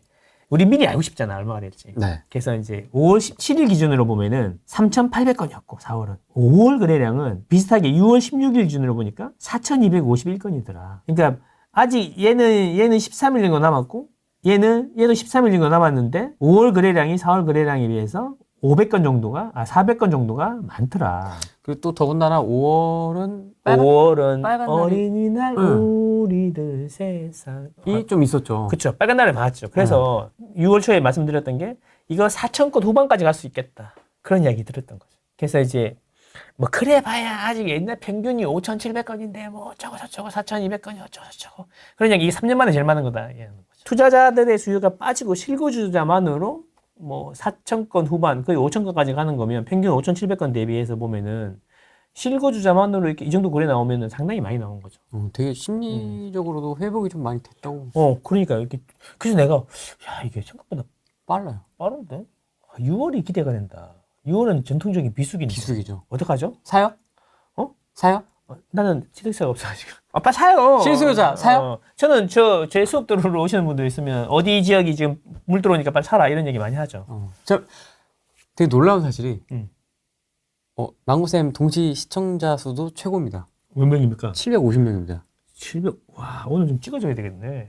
농담이고요. 500명을 와. 훨씬 넘겨서 이제 좀 방송이 나올 때는 500명, 550명 왔다 갔다 했었는데 지금 네네네. 동시 시청자가 750명이나 지금 보고 계십니다. 대출이 5대은행 가계 대출이 한 달 새 5.2조가 늘었다. 그래서 700조가 넘어선다. 이런 이야기인 거죠. 5.2조. 700조인데 5.2조가 늘었다. 가계 대출이 이게 신용 대출도 포함이겠지. 주담대는 좀 더 적겠지. 네. 그러면 거의 몇 프로가 늘어난 거예요? 감이 잘 안 오는데 5.2조 늘었다고. 7조면은 1%잖아. 그죠? 그러니까 0.8% 정도 늘었네요. 그죠? 잘 모르겠는데 이거. 5.2조. 그런데 이제 뭐 특례 보금자리론이 뭐 한 27조, 30조 하니까 많은 것 같지는 않은데 어쨌든 대출이 늘었다라는 거죠. 그러면 또 요렇게 대출이 늘었다는 이야기는 대출 받아서 뭐 했겠어요? 집 사죠. 코인 했을까? 아니겠지. 집 샀겠지. 그죠? 5조 받아서 집 샀겠죠. 그러니까 대출이 늘었다는 이야기는 거래량이 늘었다는 이야기죠. 그래서 제가 말씀드렸던 게 자, 보세요. 실거래는 그 계약일 기준이다. 그러니까 만약에 4월에 실거래를 했다. 5월에 실거래를 했다. 그럼 잔금은 보통 빨라야 6월이나 7월에 한다. 네. 그래서 제가 3월달 이야기할 때 그런 이야기 했어요.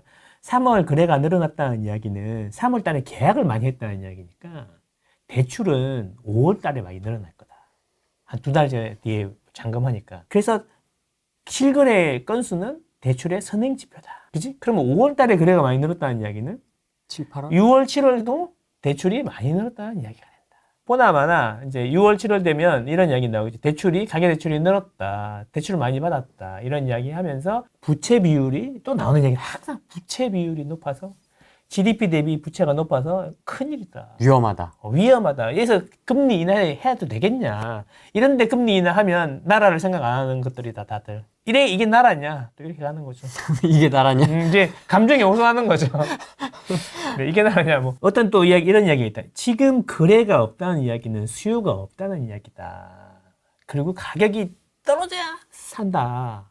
근데 가격이 많이 떨어졌지 않냐. 계속 가격이 많이 올랐지 않냐. 그래서 수요가 다 소진돼서 6, 7, 8월이 되면 수요가 소진됐기 때문에 그때는 거래가 없어지면서 가격이 많이 조정받을 수 있다. 이런 이야기를 또 하시더라고요. 맞습니다. 근데 내가 뭐라 그랬어요? 선행지표라 그랬잖아. 그러면 6월, 7월에 또 대출 많이 늘어날 거란 말이지. 자, 그러면 이제 제가 보기에는 그런 거죠. 아직 다 안 올랐어요. A만 올랐다니까요. 이제 B로 가고 있는 거고요. 그다음에 C로 가겠죠. 이걸 생각 못 하는 거야. 자, 10억짜리 집이 있어요. 자, 이게 A급지라고 칠게. 내가 8억짜리 집이 있어요. 이게 B급지야. 이 B급지 사람들이 지금 시장에서 다 A급지로 상급지 갈아타기를 하려고 노리고 있단 말이에요. 이렇게. 노리고 있었어요. 자, 그래서 이 사람들이 집을 팔고 여기 샀어요. A급지 샀어요. 그러면 B급지는 수요가 마이너스 1이니까 주춤할 거고 A급지는 오르겠죠. 가격이 더 벌어지겠죠. 네. 그럼 이제 11억이 됐어요. 얘는 8억이고. 그러면 얘는 팔고 넘어가기가 부담스럽죠. 네. 그러면 그 다음에는 여기 사람들이 무슨 생각을 할까요? A급지로 가기가 좀 그러니까 A급지에 B급지에 눌러 살거나 이 B 뒤에 C가 있다는 거지. 이야, 붙었네. 이번 참에 C를 팔고 B로 가자. 8억이고 얘가 5억인데 팔고 가요. 그럼 얘가 어떻게 돼요? 이제 얘는 수요가 주춤하고 얘는 1억이 9억이 되겠죠. 네. 그러면 그렇게 해서 A에도 거래량이 일어나고 B에도 거래량이 일어나고 나중에는 이게 B가 벌어지면 이제 C의 거래량이 일어나겠죠. 거래량이 A가 늘었다가 B가 늘었다가 C가 늘고 가격도 A, B, C 이렇게 해서 시간이 지나면 다 이렇게 가 있겠죠. 이게 수요가 없다는 게 그럼 A하고 그 서울 강남에만 거래가 좀 됐다고 해서 이게 그 다음에 다른 25개구가 다 있는데 그 중에 3개구, 4개구 빼고 나면 나머지 구에서는 집 다 안 사팔아 안 하냐 이야기지. 그리고 오르면 수요가 줄어든다고 그랬잖아요.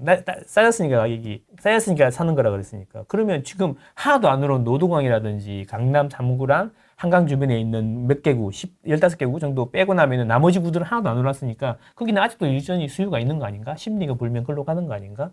B로 가려고 하는데 B를 못 사니까 A, C 사는 거 아닌가? 이게 더 논리적이지 않습니까? 그래서 6, 7, 8에 수요가 줄면서 가격이 급락할 가능성이 매우 높다라고 볼 수 있겠다라고 말할 수 있겠다. 이런 말장난 같은 이야기를 하지 말고 그냥 6, 7, 8 한번 보자. 그러니까 내 이야기는 보자. 한번 보자. 어떻게 되나.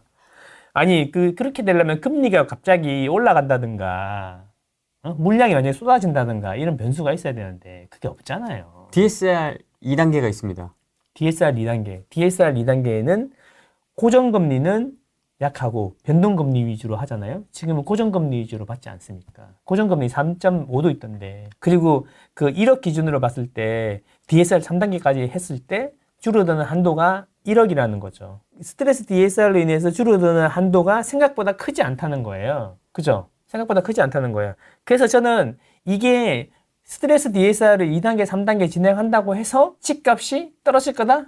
조정을 받을 거다? 이렇게 생각 안 하는 게 뭐냐면 2021년, 20년에 서울, 다주택자는 대출도 안 해주고 서울의 대부분의 지역에 뭐 무주택자가 아니면 대출 안 해주던 시절이 있죠. 그때 집이 안 올랐습니까? 그죠? 그리고 이 실제로 10억짜리, 20억짜리 집을 사면서 있잖아요. DSR 풀 채워가지고 집을 사는 사람도 있지만 안 그런 사람도 많다는 거예요, 실제로. 그리고 우리 집을 팔고 현금으로 하는 사람도 많다는 거예요. 그리고 전체적으로 우리나라 국가 가계부채가 많다고 하지만 우리 그 국민계정의 재무제표, 그 한국은행에서 1년마다 하는 거 보면은 우리나라는 부채 비율이 17%예요, 가계가. 실제로 대출 많이 안 받는다니까요. 그렇다는 거예요. 그래서 저는 생각보다 스트레스 DSR로 인해서 줄어드는 한도보다 집값이 오를 거라는 기대 심리가 더 집값에 영향을 줄 것 같다라는 거죠. 근데 이런 분위기면 어떻게 될 것 같습니까? 돈이 없어서 안 사는 게 아니라니까. 자신감이 없는 거라니까. 돈은 어떻게든 구해오는군요. 그렇죠. 어떻게든 구해온다니까. 다 구해온다니까. 그죠. 그 대출이 안 많다니까. 우리나라는 부동산 자산 비중이 높아서 대출이 많은 거고 부동산 자산 전체 자산 대비 17%밖에 대출이 없고 현금 자산이 거의 17%에 맞먹는다니까요. 생각보다 낮네요. 생각보다 낮다니까요. 왜? DSR 빡세게 해서 그래요. 뭐, 다른 나라도 DSR 뭐 어쩌고저쩌고, 뭐, 바젤 뭐 어쩌고, 얼마를 기준으로 해서 뭐, 이렇게 공고, 다른 외국도 한다고 이러는데, 거기는 공고지, 안 지켰다고 해서 페널티를 주는 게 없는 걸로 알고 있습니다. 우리는 바로 칼이잖아. 그래서 우리나라는 대출을 되게 조금 해주는 나라라니까.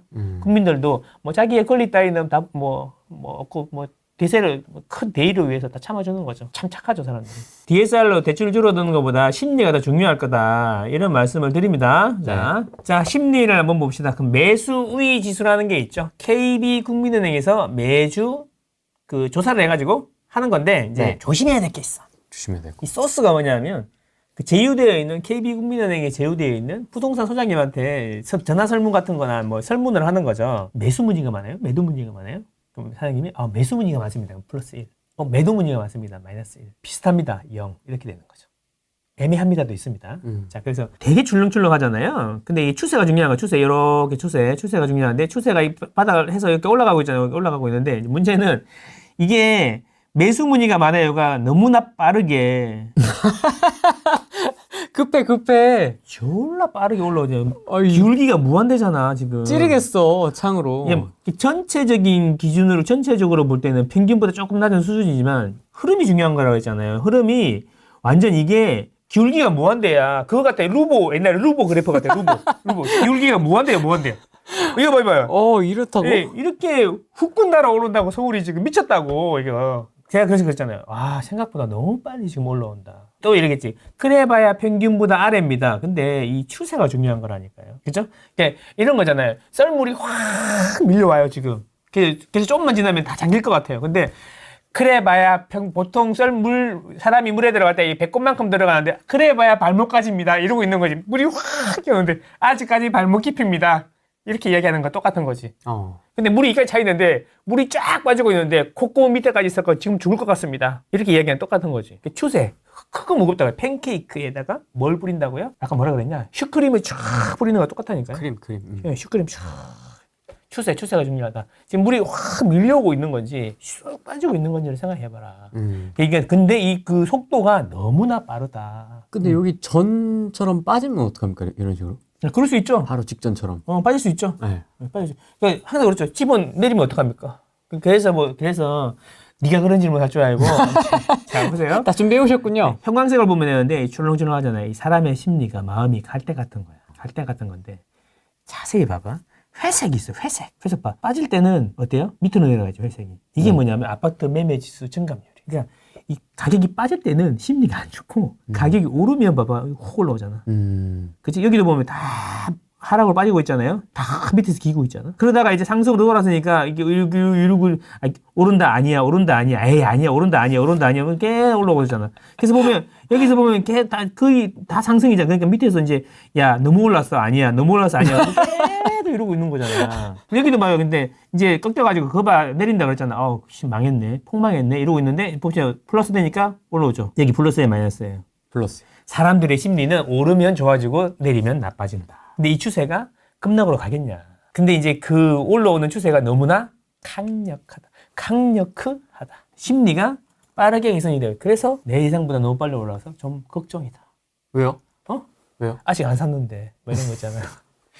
자, 그리고 전세를 한번 보겠습니다. 전세. 뭘 보고 이야기를 해야지. 그래서 보니까 심리 이야기를 하는데 아직도 평균 이하라고. 물이 지금 여기까지 무서운 속도로 기울기 맞지? 오고 있는데 아직까지 발목밖에 안 찼어요. 이러고 있는 거지. 뒤로 도망가야지. 빠져 죽어. 그치? 콧구멍까지 차 있는데 물이 쫙 빠지고 있는데 오래 못 살 것 같아요. 이러는 거랑 똑같은 거지. 평균이 중요한 게 아니라 추세가 중요한 거다. 추세. 전세죠. 전세가 문제잖아요. 전세. 지금 서울만 보고 있는 거예요. 보면 되게 높아. 원래 전세 수급은 되게 높은데 여기도 보면은 끝까지 내려갔다 어때요? 역전세 막 쥐어 터지고 있을 때. 쥐어 터지고 똑같잖아. 이렇게 보면. 플러스일 때 이렇게 막 이렇게 하다가 여기도 팍 터지고 막. 이거는 보면 근데 여기도 보면은 어때요? 기울기가 무한대잖아요. 굉장히 날카롭습니다. 여기도 무한대잖아. 근데 평균 정도 수준까지 올라온 것 같아요. 그죠? 심리 기준으로 봐서. 얼추. 예. 야, 이게 전세가 너무 무서운 거지. 빨라. 훨씬 또 이야기하면 이제 전세가가 매매를 위로 올릴 겁니다. 위로 올리면 51%가 매매를 위로 올린다고? 그거 좀 그렇고. 전세가 빠르게 오른다. 이제 그래서 이제 원인을 빌라에서 넘어온 사람들이 많을 거다. 이런 이야기가 또 지배적이다. 그걸 또 어떻게 알아? 빌라에서 당신의 전세 계약은 빌라에서 넘어온 계약입니까? 설문조사 하나? 그 보이스피싱처럼 스캠 있잖아, 스캠.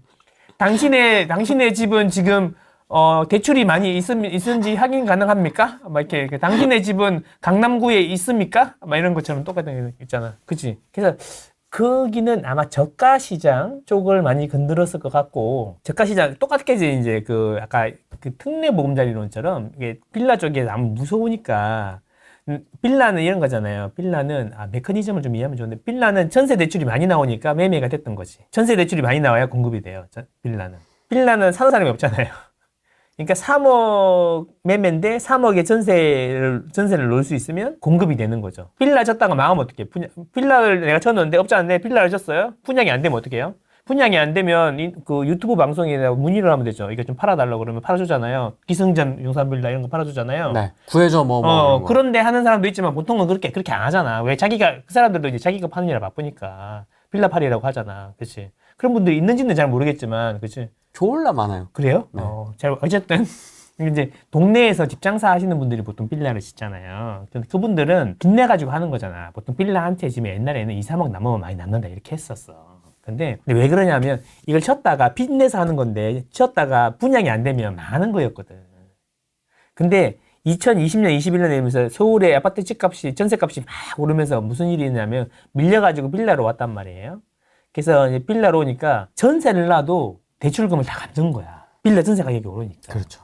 그래서 그거를 이제 요거를 악이용한 거지, 전세업자들, 사기꾼들이. 악이용한 게 뭐냐면 3억에 졌는데 간평을 높게 받았고 3억에 전세를 때려놓고 그리고 그거를 이제 바지사장한테 넘기고 그 R이라고 리베이트를 1, 2천씩 주는 거지. 그럼 얘는 아무 생각 없지 뭐. 보통 부동산에서 실장하던 사람들이나 이런 사람들이 많잖아요. 그래서 받아가지고 이제 하나 할 때마다 1,000만 원씩 주니까 100개 하니까 10억을 주는 거지. 얼마나 좋아. 벤츠 타고 다니고 막 이랬지. 그러다가 이제 종부세가 갑자기 확 늘어나고 종부세가 늘어나고 세금을 못 내잖아, 종부세를. 어떻게 내? 갑자기 종부세 확 올려갖고 못 내니까 어떻게 경매가 넘어가잖아요. 세금을 못 내서. 경매 넘어가서 막상 낙찰을 받으려고 보니까 내가 전세를 매매가보다 비슷한 수준이나 그 이상으로 들어놓으니까 다 날리게 되는 거예요. 그런 식으로 해서 전세 사기가 발생했던 거죠. 그래서 지금은 이제 그래서 전세금이 떼일 것 같으니까 전세 보증보험을 들어주면 떼어도 국가에서 주니까 들어가는 거잖아요. 근데 보증보험 한도를 낮추니까 빌라 역전세가 나고 역전세가 나니까 이제 또 쓰나미처럼 또 이렇게 또 그 전세 사기가 또 계속 이어지고 있는 거죠. 그래서 이제 그 사람들이 세입자들이 전세를 들어가기에 불안하니까 이제 아파트로 넘어오는 거죠. 근데 그분들도 대출을 받아서 오실 거 아닙니까? 대출을 받아서 오시니까 대출을 무한대로 많이 받을 수 없으니까 그 아파트 중에 저가 시장 3억, 뭐 이렇게 2억, 3억, 4억 이런 시장으로 그분들이 넘어오시고 그분들한테서 이제 원래 사시던 분들은 더 위로 가고 이러면서 전세 가격도 오르고 전세 수급도 불안해지고 이렇게 해서 순차적으로 간 효과 플러스 금리가 내려간 거 이 두 가지가 빌라 시장을 밀어 올리고 있었는데 그러니까 수급까지 꼬여버렸어. 그래서 이제 3연타를 만든 거죠. 빌라에서 넘어오고 금리 떨어지고 막 수급 팍팍팍 이게 된 거죠. 맞지 방금 성대일 하는 거. 전세 수급도 이게 이게 기울기가 이게 루보예요, 루보 그래프 같잖아요, 루보 그래프 같죠, 그죠? 총평을 해보면 금리는 하락 추세가 맞지. 이걸 부정할 수는 없겠죠. 설마 이걸 또 부정하겠어? 이제 하락 추세가 그러니까 뭐 스트레스 디에스 때문에 스트레스 받아서 못 살 거다. 가격이 올라서 못 살 거다 이런 얘기 하는데 아니라는 거 다 이야기해줬고 네. 자 그다음에 실거래는 상승하고 있고 맞죠? 그다음에 그 주담대도 증가하고 있고요, 그렇죠? 매수 심리도 급나게 빠르게 상승하고 있고요. 다 봤습니다. 그다음 전세 수급도 급나게 불어나죠. 여기 4번, 5번은 기울기가 무한대였죠. 네. 루보 그래프처럼. 네, 네. 그래서 이 모든 걸 볼 때 어디가 떨어질 것 같냐 이거죠. 그래서 이게 폭등을 주장하는 게 아니잖아요. 그래서 완만한 상승이 계속 지속될 것 같은데 최근 들어서 내가 예상하기보다 조금 더 빨리 움직이니까 그게 좀 놀라울 뿐이다. 이 정도 말씀드리고 나는 이렇게 마음이 두근두근한데 여러분들은 어떤가 모르겠다. 그래서 지금 제일 고민되시는 게 우리 집을 팔고 넘어가려고 그러는데 뭐 1,000만 원, 2,000만 원 싸게 팔고 5,000만 원 이런 거 달라고 하니까 손이 너무 쓰린데요. 이런 고민을 많이 하시잖아요. 네. 근데 실구조 하시려고 그런 거잖아요. 근데 5년, 뭐 3년, 2년, 3년, 5년 지나고 나면은 그때 왜 그런 걱정을 했을까? 그때 사서 참 다행이다. 이런 생각을 하시게 될 거다. 이런 말씀을 드리는 겁니다.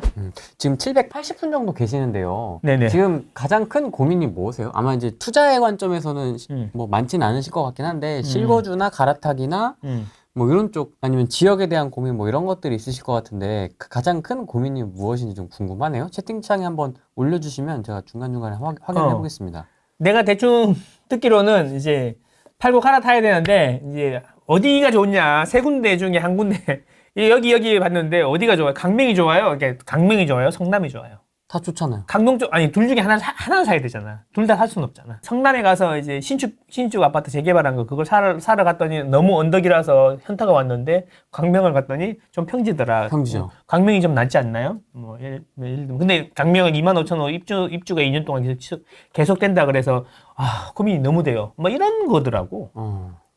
그리고 이제 저는 지방을 사는데 하도 서울을 사라 그러고 실제로도 맞는 것 같아요. 저는 지방 소매를 직접 몸으로 체험하고 있잖아요. 그래서 서울에 집을 사놓고 싶은데 실거주는 안 할 건데 빡빡빡 긁으니까 한 3억에서 5억 사이로 긁을 수 있을 것 같은데 그 돈으로 나중에 사놨으면 합니다. 자산 보존을 위해서 인구 소멸의 시대잖아. 사놓고 싶은데 서울을 잘 몰라서 그러는데 어디가 좋을까요? 이런 고민을 계속 하는 거죠. 지방에서 서울 올라오기도 힘든데 제가 뭐 한 달에 한두 번씩 올라와서 뭐 열심히 보고는 있는데 서울이 와 진짜 크네요. 이런 고민인 거죠. 살 건 아닌데. 아니 살 건데. 아니 그러니까 리브. 그치. 서울에 리브 할 건 아닌데. 갭 투자 한다는 거죠. 3억 있다. 음. 그럼 지금 관점에서는 어떻게 좀 보세요? 그래서 이제 그게 사정이 다 다른데 다르죠. 가격만 봐서는 안 되는 거지만 3억으로 사실 살 수 있는 게 되게 한정적이에요. 많지 않은 것 같아요. 많지 않아요. 작고 오래된 거 이런 거밖에 없거든요. 뭐 결국에는 그 작고 오래된 거를 봐야 되는데 작고 오래된 거를 사는 기준은 뭐가 돼야 될까라고 보면은 그 작고 오래된 거 그 자체로 가치가 있는 건가 이런 생각을 해봐야 되는데 한 가지를 보면 되는 거예요. 이게 재건축이 되겠냐? 이 작고 오래된 게 재건축이 되겠냐? 라는 거죠. 그거 하나 하고 여기 재건축 안 돼도 살만하냐? 이 두 가지를 만족하는 걸 해야 된다는 거죠. 재건축도 되고 살만한 게 제일 좋은 거고 재건축이 안 되더라도 살만하면은 그냥 인테리어에서 버티고 살만한데 그런 데를 사야 된다는 거죠. 재건축도 안 되고 여기 오래 살기도 힘든데 이런 데는 안 된다는 거지. 무슨 이야기인지 아시겠죠? 그래서 이제 왜 그런 이야기를 하냐면은 여러분이 막 재건축 안 되고 희망 강한 거의 없는 250% 정도씩 용적률 250%씩 되는 서울에 막 오래된 아파트들 있잖아요. 아니면 서울 인근의 경기도에 오래된 아파트들 있잖아요. 걔들도 다 올라요. 오른다고 안 오르지 않는다고. 근데 시장 수익률 대비해서 그게 좀 더 오를 거냐, 좀 덜 오를 거냐 이 이야기인 거지. 더 아웃퍼폼하기를 원하죠. 그렇죠. 아웃퍼폼하기를 원하죠. 그게 부자야. 부자는 내가 돈이 10억 있다고 부자가 아니야. 남들이 다 50억 있으면 나는 부자가 아니고. 남들이 다 1억 있으면 나는 10억 있으면 진짜 부자죠. 그러니까 이게 뭐냐면 이걸 좀 더 유식한 이야기로 하면 시장 수익률 대비 장기간 아웃퍼폼. 그러니까 장기간 시장 수익률 대비 높은 수익률을 낼 수 있냐 없냐의 문제잖아요. 이제 그렇게 접근하셔야 된다는 거지. 집은 분명히 이야기하지만 평생 있어야 되고 장기 거주를 하게 되고 그 매매 주기도 길다는 거지. 그렇게 보면은 이제 한 길게 봐서 잠깐 1, 2년은 모르겠지만 5년, 6년, 10년 봤을 때 시장 수익률 대비 좋을 거냐. 그래서 그 중에 시장 수익률 대비 가장 좋은 게 신축으로 바뀌는 게 1번이다 이거지. 그 다음이 GTX 생기고 뭐 생기고 이런 거고 각종 우리가 말하는 호재들 있잖아요. 그런 것들이라는 거죠. 근데 뭐 재건축이 안 되더라도 그냥 살만해. 꽂혀가지고 그냥 뭐 언젠가는 되겠지. 막 이런 식으로 살 수 있어. 그게 이제 두 번째고 재건축도 되고 살만하고 이게 첫 번째라는 거예요. 그게 이제 분당이라든지 뭐 평촌의 핵심지라든지 이런 데가 그런 데에 해당되겠죠. 노원에서도 보면은 노원이나 이런 데 가도 뭐 오래됐지만 뭐 사업성이 충분히 나오는데 이런 데 그런 데가 좋겠죠. 3억으로 돼요? 있죠, 많아요. 아, 그래요? 아직도 찾으면 돼요. 약간 기술을 넣으면 돼, 기술을. 약간. 어떤 기술을 해요? 대출의 기술을 조금만 동원하면 돼. 아, 대출의 기술을? 조금만 동원하면 돼. 이거 방송에서는 말하기 좀 그런데 합법이야, 합법, 불법 아니고 그냥 그렇게 하면 돼. 알겠습니다. 수업을 좀 들어라, 수업을. 그런 거 알려줄게, 내가. 꼭지에 21년도, 22년도에 사서 서울 들어가고 싶은데 못 들어가고 있는 50대입니다. 네. 진해를 먼저 팔고 서울에 사고 싶을 때 고민입니다. 파세요. 근데 안 팔리니까 문제인데, 나 같으면은, 부천이네, 부천. 저 같으면은, 빨리 처분을 할 것 같습니다. 두 개 다요? 네. 진해를 먼저 팔아야죠. 잘 안 팔릴 거야, 근데 문제는. 잘 안 팔릴 건데. 그러면 이런 거잖아. 시세 대비해서 뭐 2천이든 3천이든 뭐 분양권일 수도 있겠지. 그 정리를 해가지고, 손해를 많이 보고 정리를 해가지고 서울의 걸 비싸게 사는 건데 이게 맞는 거냐. 이런 이야기인 거잖아요. 그러면 이제 생각해보자. 2년 뒤에 지금 갖고 계신 진해가 많이 오를 건지 아니면은 좀 무리해서 사놓은 서울이 많이 오를 건지 이런 생각을 해보셔야죠. 그리고 길게 보면은 서울이 더 많이 오르겠죠. 그러니까 지금 단기간으로는 자르는 게 싸게 손해보고 자르는 게 속이 쓰릴 수 있어. 속일 수 있는데 이제 이게 2년 뭐 3년 이렇게 보는 게 아니라 뭐 길게 본다 그러면 서울로 오는 게 맞고, 그게 아니라 그러면 엄청 기민하게 해가지고 분위기 잘 봐서 정리하는 게 맞는데, 김해는 제가 좋아하는 동쪽인데 산도 많고 산업시설도 많고 신항만도 들어오고 다 좋은데, 그 옆에 보면은 이제 창원에 공장도 엄청 많고 일자리도 많고 다 좋은데, 김해는 동쪽에서 유일하게 평야를 갖고 있어요. 김해 평야. 그래서 도시가 평야가 이렇게 있고 평야 주변으로 이렇게 도시가 발전이 돼 있어. 김수로왕이 거기서 나라를 세운 거 아니야, 가야를. 옛날에 그 기름진 토지가 많아서 그래서 낙동강 유역에 하구에 기름진 토지가 많아서 그런 보여주세요. 거잖아요. 우리는 섬이잖아, 섬. 섬이죠. 삼면이 바다고 위로는 막혀 있고. 네, 풍선 날리고. 섬, 예. 쓰레기 날라오고 막 그러잖아요. 네. 보시면 동고서저 아시죠? 동쪽은 산이 높고 서쪽은 낮죠. 그래서 이 강원도에서 큰 도시가 나오기 힘든 거예요. 그렇죠? 그래도 강원도에도 그래도 물이 흐르니까 물 흐르는 주변에 춘천 이런 도시가 있는 거고요. 춘천도 가면 완벽한 분지예요. 동쪽에는 들이 좁은데 산업도 발달돼 있고 사람도 많고 이러기 때문에 집값을 상승시키는 압력이 높다라고 이제 얘기하는 거고, 서쪽에는 들이 이렇게 넓잖아요. 들이 얼마나 넓다고 그러십니까? 네, 보면은 여기 이런 동네가 하나 있는데 그 동네 주변에 전부 다 들이잖아요. 집값이 조금만 오르면 짓겠죠. 여기는 그래도 전주는 그나마 좀 나은 게 이게 남쪽하고 이쪽이 다 막혀가지고 서북진을 하다가 보니까 그나마 여기 막혀가지고 가격이 비싸고 사람도 많이 모여 있는 거예요. 근데 경상도는 가보면 다 이런 식이라는 거죠. 이렇게 산업시설, 파란 지붕 산업시설도 많은데 꽉 막혀있기 때문에 이 돈이 갈 데가 없어. 그래서 집이 비싼 거예요. 사람들은 많고 돈은 많은데 집을 계속 확장해서 지을 땅이 없기 때문에 비싼 거야. 이런 데는 재개발, 재건축을 봐야 되고, 동쪽의 도시들이 이런 특징들이 있다. 부산 같은 데 보면은 전부 다 집이고 빈틈이 하나, 손톱 하나 들어갈 수도 없을 정도로 빈틈이 많다는 거죠. 그러니까 이런 도시들은 집을 더 이상 지을 수가 없어요. 그래서 재개발, 재건축이 부산이 활발한 거예요. 부산 언덕 좀 빡세요. 그죠? 많이 빡세죠. 여기 네. 그래서 이름이 부산이잖아, 산. 네. 자, 그런데 그 옆에 봤더니, 어우야. 갑자기 평평해져요. 김수로왕의 김수로왕의 땅이 있네요. 이게 김해 평야가 있고, 그러네. 평야를 중심으로 이렇게 도시가 산을 파고 들어가면서 만들어지고 있잖아. 어. 이게 완전히 이제 농업 위주의 도시였다는 거지. 옛날에 큰 도시였겠죠. 김수로왕이 가야를 세울 정도였으면. 그래서 이쪽으로 가면 사상공단이 있는데, 사상공단이라는 것 자체가 되게 중소규모고 작단 말이야. 그래서 그리고 이제 신항만 밑에 생겨갖고 이게 이제 그나마 이건 공장이 아니고 항만이에요. 컨테이너 이제 신항만 이렇게 생겼어요. 물론 창고, 물류창고 같은 게 많겠지. 그리고 더 중요한 거는 창원에 이렇게 공장이 많다는 거야. 대기업이 많아. 뭐 지붕이 크잖아요. 사상공단 이런 데 가면은 지붕이 어때요? 작잖아요. 짜글짜글해. 그래서 이제 이쪽으로 출퇴근을 많이 한단 말이야. 이쪽으로 출퇴근 많이 하니까 터널이 이렇게 있어. 그래서 유라 지구니 유라 이쪽이 이제 떴던 거야. 네, 그런 거야. 그래서 유라 지구 뜨고. 근데 이제 들이 계속 많단 말이야. 그래서 이제 여기서 산은 다 파먹었으니까 이제 깎아서 나오는 거야, 이렇게. 네. 들로 이렇게 깎아서 나오는 거죠. 계속 짓는 거죠. 이렇게 계속 잠재적인 입주 물량들이 계속 많은 거죠.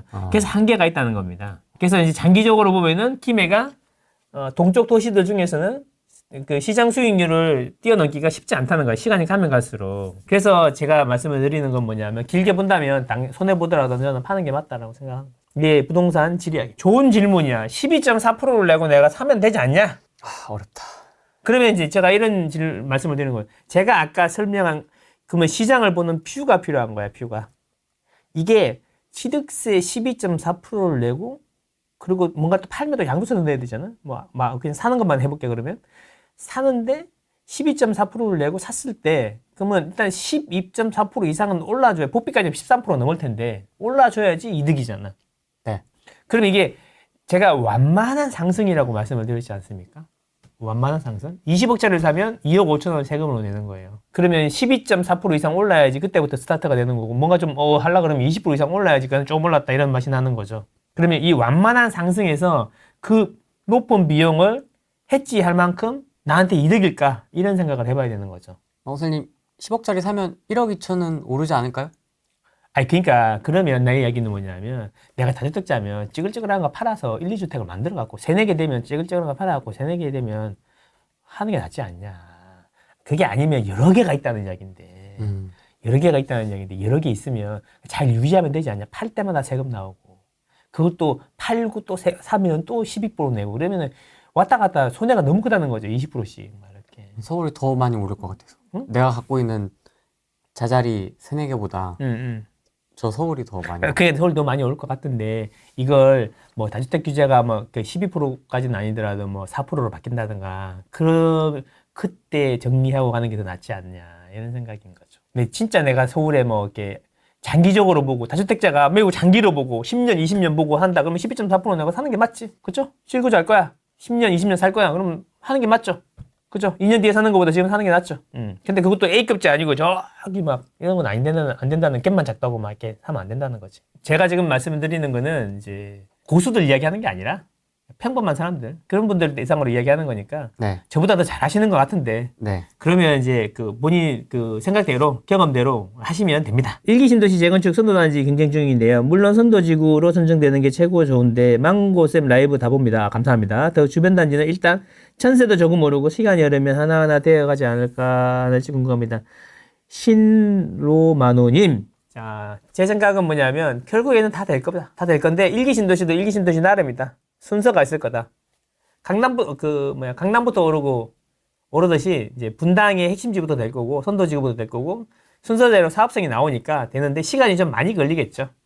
저기 청담동에 그 레미안 로이뷰 아파트를 하나 갖고 있고요. 작년 초에 이제 왕십리 뉴타운을 매입을 했어요. 네. 지금 이제 살고 있는 거는 이제 그 구옥의 강북 쪽에 살고 있거든요. 예. 그래서 강북에 이제 단독이라 예. 이 정리가 어떻게 될지를 몰라가지고 그래서 일단은 투자는 잘하는데 이제 거주 만족도가 굉장히 떨어지거든요. 네. 그래서 이제는 이제 몬테크를 그만하고 싶고 이제 뭔가 정리를 하고 싶은데 네. 이제 이게 어떻게 좀 현명하게 이렇게 해가지고 하는지 저기 왕십리 뉴타운은 지금 전세 7억 5천에 줬거든요. 네. 그래서 일단 그 단독을 정리하면 전세로 들어갈 수 있긴 한데 여기가 단독이 이제 이게 뭐 정리될 기미가 안 보여가지고 그래서 이제 근데 이제 청담동은 전세값이 너무 비싸고 네. 근데 이제 제가 돈은 없고 이제 현 상황에서는 그런데 이제 몸테크를 너무 오래 하다 보니까 뭔가 근데 이제 또 굉장히 이제 또 시기가 안 좋았던 상황이다 보니까 모든 걸 다 포기하고 있었는데 네. 이제 망고 쌤한테 이제 여쭙고 싶은 거는 이제 제가 그래가지고 이제 청담동을 정리를 해볼까라고 하는 생각도 했었거든요. 이제 한강뷰라 이제 투자 가치는 굉장히 좋은데 네. 뭔가를 이제 정리를 좀 해야 될 것 같은데 이제 뭐 어떻게 기다려야 될지 아니면 좀 더 버텨야 될지 아니면 뭐 결정을 하나 해야 될지 근데 이제 일단은 또 단독은 아예 또 정리가 안 되고 정리하려고 해도 안 되고 이게 참 너무 답답해가지고 로이 단독을 정리하고 싶은데 정리 안 되는 상황이 있고 근데 단독을 정리한다고 해서 그 돈으로 이제 로이뷰에 전세 세입자 맞춰주고 들어갈 수도 없는 상황인데 단독에 너무 오래 살다 보니까 너무 이제 거주 만족도가 떨어지고 그런 상황인데 근데 제가 볼 때는 일단 어떻게든 단독을 정리를 하기는 해야 될 것 같고요. 그걸 해야지 뭐 그 텐제일로 텐제일이나 뭐 그쪽이신 거죠? 네네네. 그쪽으로 왕십리로 들어가시던가 아니면 텐제일마저도 정리해서 다른 데로 가시던가 뭐 이렇게 하셔야 되는 거잖아요. 네, 맞습니다. 근데 로이뷰를 제일 먼저 정리하는 거는 잘 팔리긴 하겠지만 제일 악수인 것 같고요. 안 좋은 것부터 정리하는 게 맞죠, 그죠?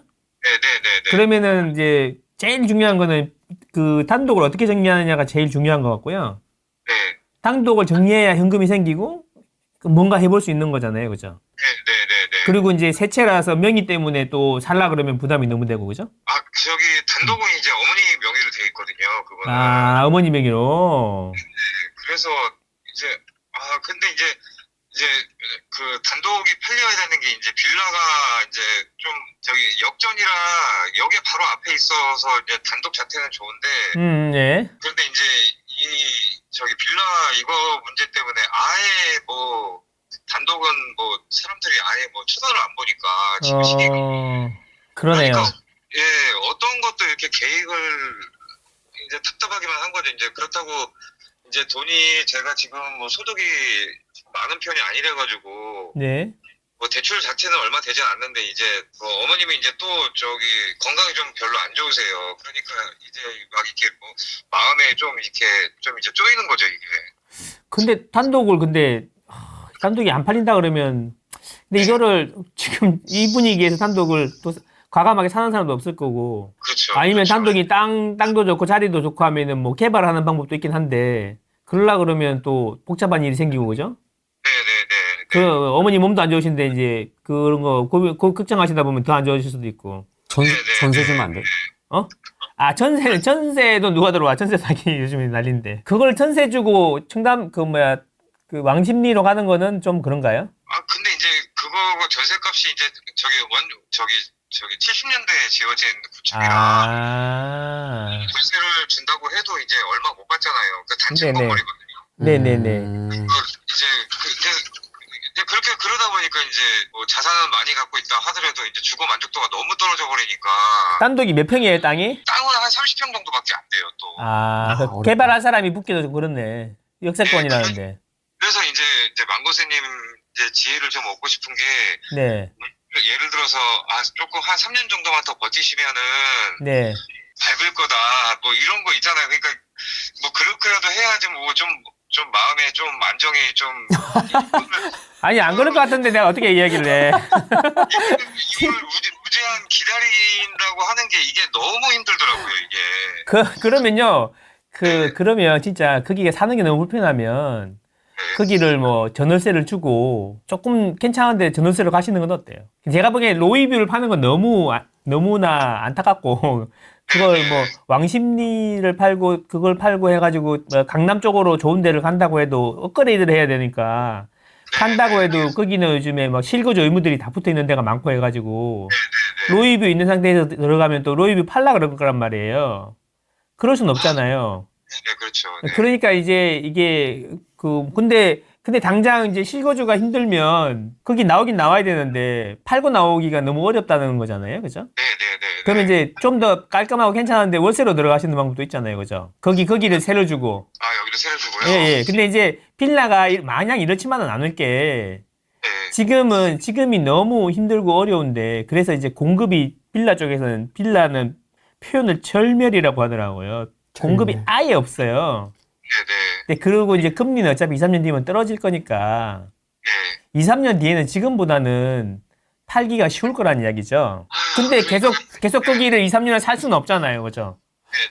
네. 그러니까 부모님, 어머님 뭐 몸도 불편하고 하신데 그 딴 데 좀 살기 좋은 데로 가서 월세라도 사는 게 차라리 낫지 않냐. 그리고 기다려 보는 게 난데 아니면은 그걸 팔아야 되는데 팔라 그러면 방법은 동네 부동산 다 돌아가갖고 팔 수 있는 사람들을 섭외를 팔 수 있는 가격이랑 그리고 복비는 얼마 정도 받을 거냐 뭐 이러면 또 팔아주는 사람들이 있어요. 빌라 또 찾아보면 있죠. 있죠. 예, 그 약간 정상적으로는 안 보이는데 팔아주는 사람들이 있긴 있어. 인정 작업. 뭐 이렇게 그런 거 있거든요.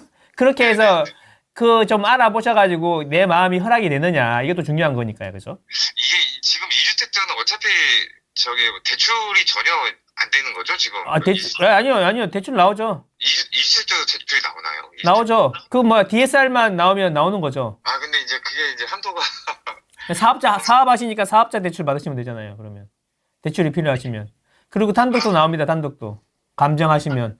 근데 강북 쪽 이거는 너무 대출 한도가 작을 것 같아가지고 제가 알아보지는 않았는데 안 될 거라고. 그러니까 이제 파는 것도 좀 더 적극적으로 알아보고 대출도 좀 적극적으로 알아보고 여러 가지 방법을 다 알아보셔가지고 하셔야 되는 거고 지금은 꼭 파셔야 되면 어쩔 수 없잖아요. 방법이 없잖아요. 그죠? 네네. 뭐 어떻게든 이제 싸게라도 팔아야 되는 건데 그게 안 되면 어차피 빌라라는 게 지금이 제일 어두울 때고 2, 3년 지나면 지금보다는 나을 거니까.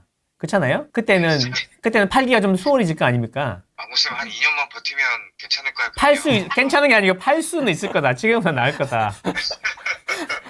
답이 정해진 것 같은데 약간 듣고 싶은 답이. 아니, 지금보다 나을 거다. 뭐 이런 이야기 있는데.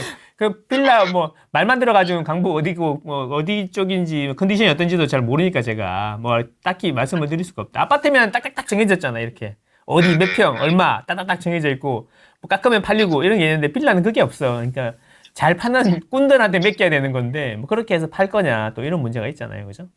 무슨 말인지 아시겠죠? 뭐 자리가 좋으면 나중에 뭐 30평이라도 업자가 붙을 수도 있는데 뭐 그런 거 제가 그 입지라든지 이런 거 잘 모르니까 네, 뭐 시장을 보면 2년 뒤는 지금보다 나을 거다. 뭐 이 정도? 근데 뭐 어머니 몸도 안 좋고 하신데 그래도 아들 된 도리로 어머니한테 좀 더 좋은 데로 가고 싶은 거잖아. 그죠? 근데 이게 안 팔리니까 답답해서 그런 거잖아. 그죠? 네. 그리고 이제 뭐 사업하시는 것 같은데 뭐가 이렇게 문제가 잘 안 풀리고 뭐 그러면은 이제 막 일이 안 되고 막 이런 성격이신 것 같아요, 보니까. 아, 예. 그래서 그러신 것 같아요. 그러니까 마음 편하게 하고, 아, 그러면 뭐 한 2, 3년 뒤에 팔지 뭐 이런 마음으로. 그리고 부모님, 어머님이랑 사업장 옆에 깨끗한데 이런데 가서 월세로 사시는 것도 방법이 있잖아요. 그죠? 그리고 대출은 다 나옵니다. DSR만 되면. DSR 피하려면 사업자 대출하면 되고 그런 겁니다. 아, 예. 예, 한번 알아보십시오. 예, 예. 아, 알겠습니다. 네네. 여러 가지 방법을 한번 찾아보세요. 예. 예, 망고쌤 말대로 2년 버티겠습니다. 네. 네. 네, 알겠습니다. 감사합니다. 네, 고맙습니다. 네. 2, 3년 후엔 좋아질 거야라는 얘기가 듣고 싶은 통화였습니다. 지금보다 낫겠죠. 너무 영광이고요. 네. 제가 다른 분들도 질문하실 테니까 빠르게 질문하도록 하겠습니다. 네네. 네. 네, 제가 상승기 때 약간 등기병 걸려가지고 네. 그 수지의 두 채를 매수를 했었는데요. 예. 네, 그리고 지금 한 채는 계속 거주를 해야 돼가지고 예. 한 채를 취득세 중과 배제를 받으면서 매도를 했어요. 네. 그래서 이제 약간 깨끗한 1주택자가 됐는데 네네네. 시드가 한 3.5억 정도가 있는데요. 네. 요걸로 기존 주택에도 아무래도 좀 융자가 있긴 한데 네. 그 이자 부담은 많이 안 되는 상황인데 네네. 이 3.5억으로 지금이라도 서울의 재개발이나 재건축 쪽을 개인적으로는 재건축 쪽을 좀 투자를 하고 싶긴 한데 네. 지금 수지에 거주하는 데에서는 한 10년 정도 계속 살아야 되는 상황이에요. 예. 안에 이제 자영업도 있고 이래가지고 예. 예. 저도 직장이 그쪽 근처라서 수지에 예. 계속 있을 것 같은데 예. 그래서 갈아타기는 안 되는 상황에서 3.5억으로 시드를 조금 오랫동안 묻어둘 곳을 찾고 있는 중인데 요게 지금 어찌 보면 이렇게 해칭을 하는 개념인데 네. 이자를 내더라도 그게 이제 좀 안전한 선택일지 아니면은 지금이라도 융자를 갚고 다시 뭐 시드를 모아서 투자를 하는 게 적절할지 이게 판단이 잘 안 서가지고요. 그럼 장기로는 언제까지 투자를 해도 괜찮으신 거예요? 장기로 투자는 저는 사실 이제 계속 불려나가면서 투자를 하고 싶은 생각이긴 하고요. 예. 네, 거주는 지금 수지에 있는 곳에서 오랫동안 할 것 같긴 합니다. 아. 제가 갈아타기 하면서 이제 올라갈 상황은 안 돼가지고 네. 네, 그런 상황이긴 합니다. 그러니까 실거주가 픽스된 상태에서 여유자금 3.5억이 있는 상황입니다. 1번, 융자 갚는 거는 아닌 것 같고요. 네, 네. 빚이 있어야 일을 할 거 아니에요. 예, 맞습니다. 네, 그게 작은 차이인데 시간이 지나면 크더라고요. 그리고 수지에 지금 어디 신축에 계시는 거예요? 아니요, 신축은 아니고요. 네. 구축인데 수지에 그 성북역 근처인데 평수가 되게 넓어요. 그래서 한 70평대 되는데 오. 너무 만족도가 높고 그리고 저희가 육아를 좀 도움받으면서 LG 빌리지 막 이런 데 근처에 계시나요? 그런 쪽. LG 빌리지까지는 아니고요.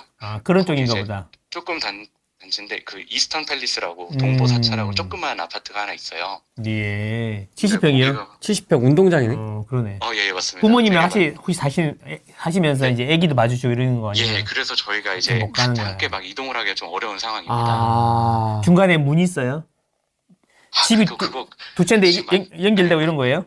아니요, 그건 아니고 문은 없고 이렇게 넓어서 그래서 이렇게 좀 도움 받고 좋다. 너무 감사하게 잘 살고 있는데 네네네. 방법이 그래서 없네. 이게 갈아타기를 못 하고 있습니다. 네네네. 네. 투자로 해야 되겠네요. 뭐 분당에 재건축 잘 찾아보면 있을 것 같은데 그런 거 사놓으면 되는 거 아니에요? 가까운데?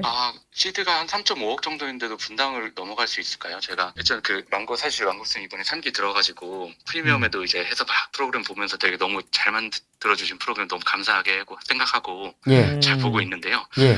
근데 이제 분당 쪽은 아무래도 제가 관심 있어 하는 지역이 뭐 임해촌이나 뭐 이런 데인데 너무 비싸더라고요. 그래서 이참에 어느 쪽으로 넘어가는 게 나을지 시드가 3.5억인데 요걸 어떻게 굴리는 게 나을지 좀 판단이 안 서서 이렇게 픽스가 된 상황에서의 케이스가 많이 없는 것 같긴 하더라고요. 네. 그게 이제 우리가 3억 5천으로 검색을 해보면 네네. KB 시세 기준으로 검색을 해보면 분당에 이제 몇 개 있는데 네네. 뭐 구미, 뭐 야탑 이런 데인데 분당동, 장안타운 그렇죠. 이런 건데 네네. 근데 이제 이거는 이제 KB 시세 기준으로 한 거고요. 근데 매물로 직접 부딪히다 보면은 또 다른 일들이 생길 수도 있어요. 네네. 그러니까 매물 기준으로 해보면은 또 수십 개가 또 나오거든요. 네네.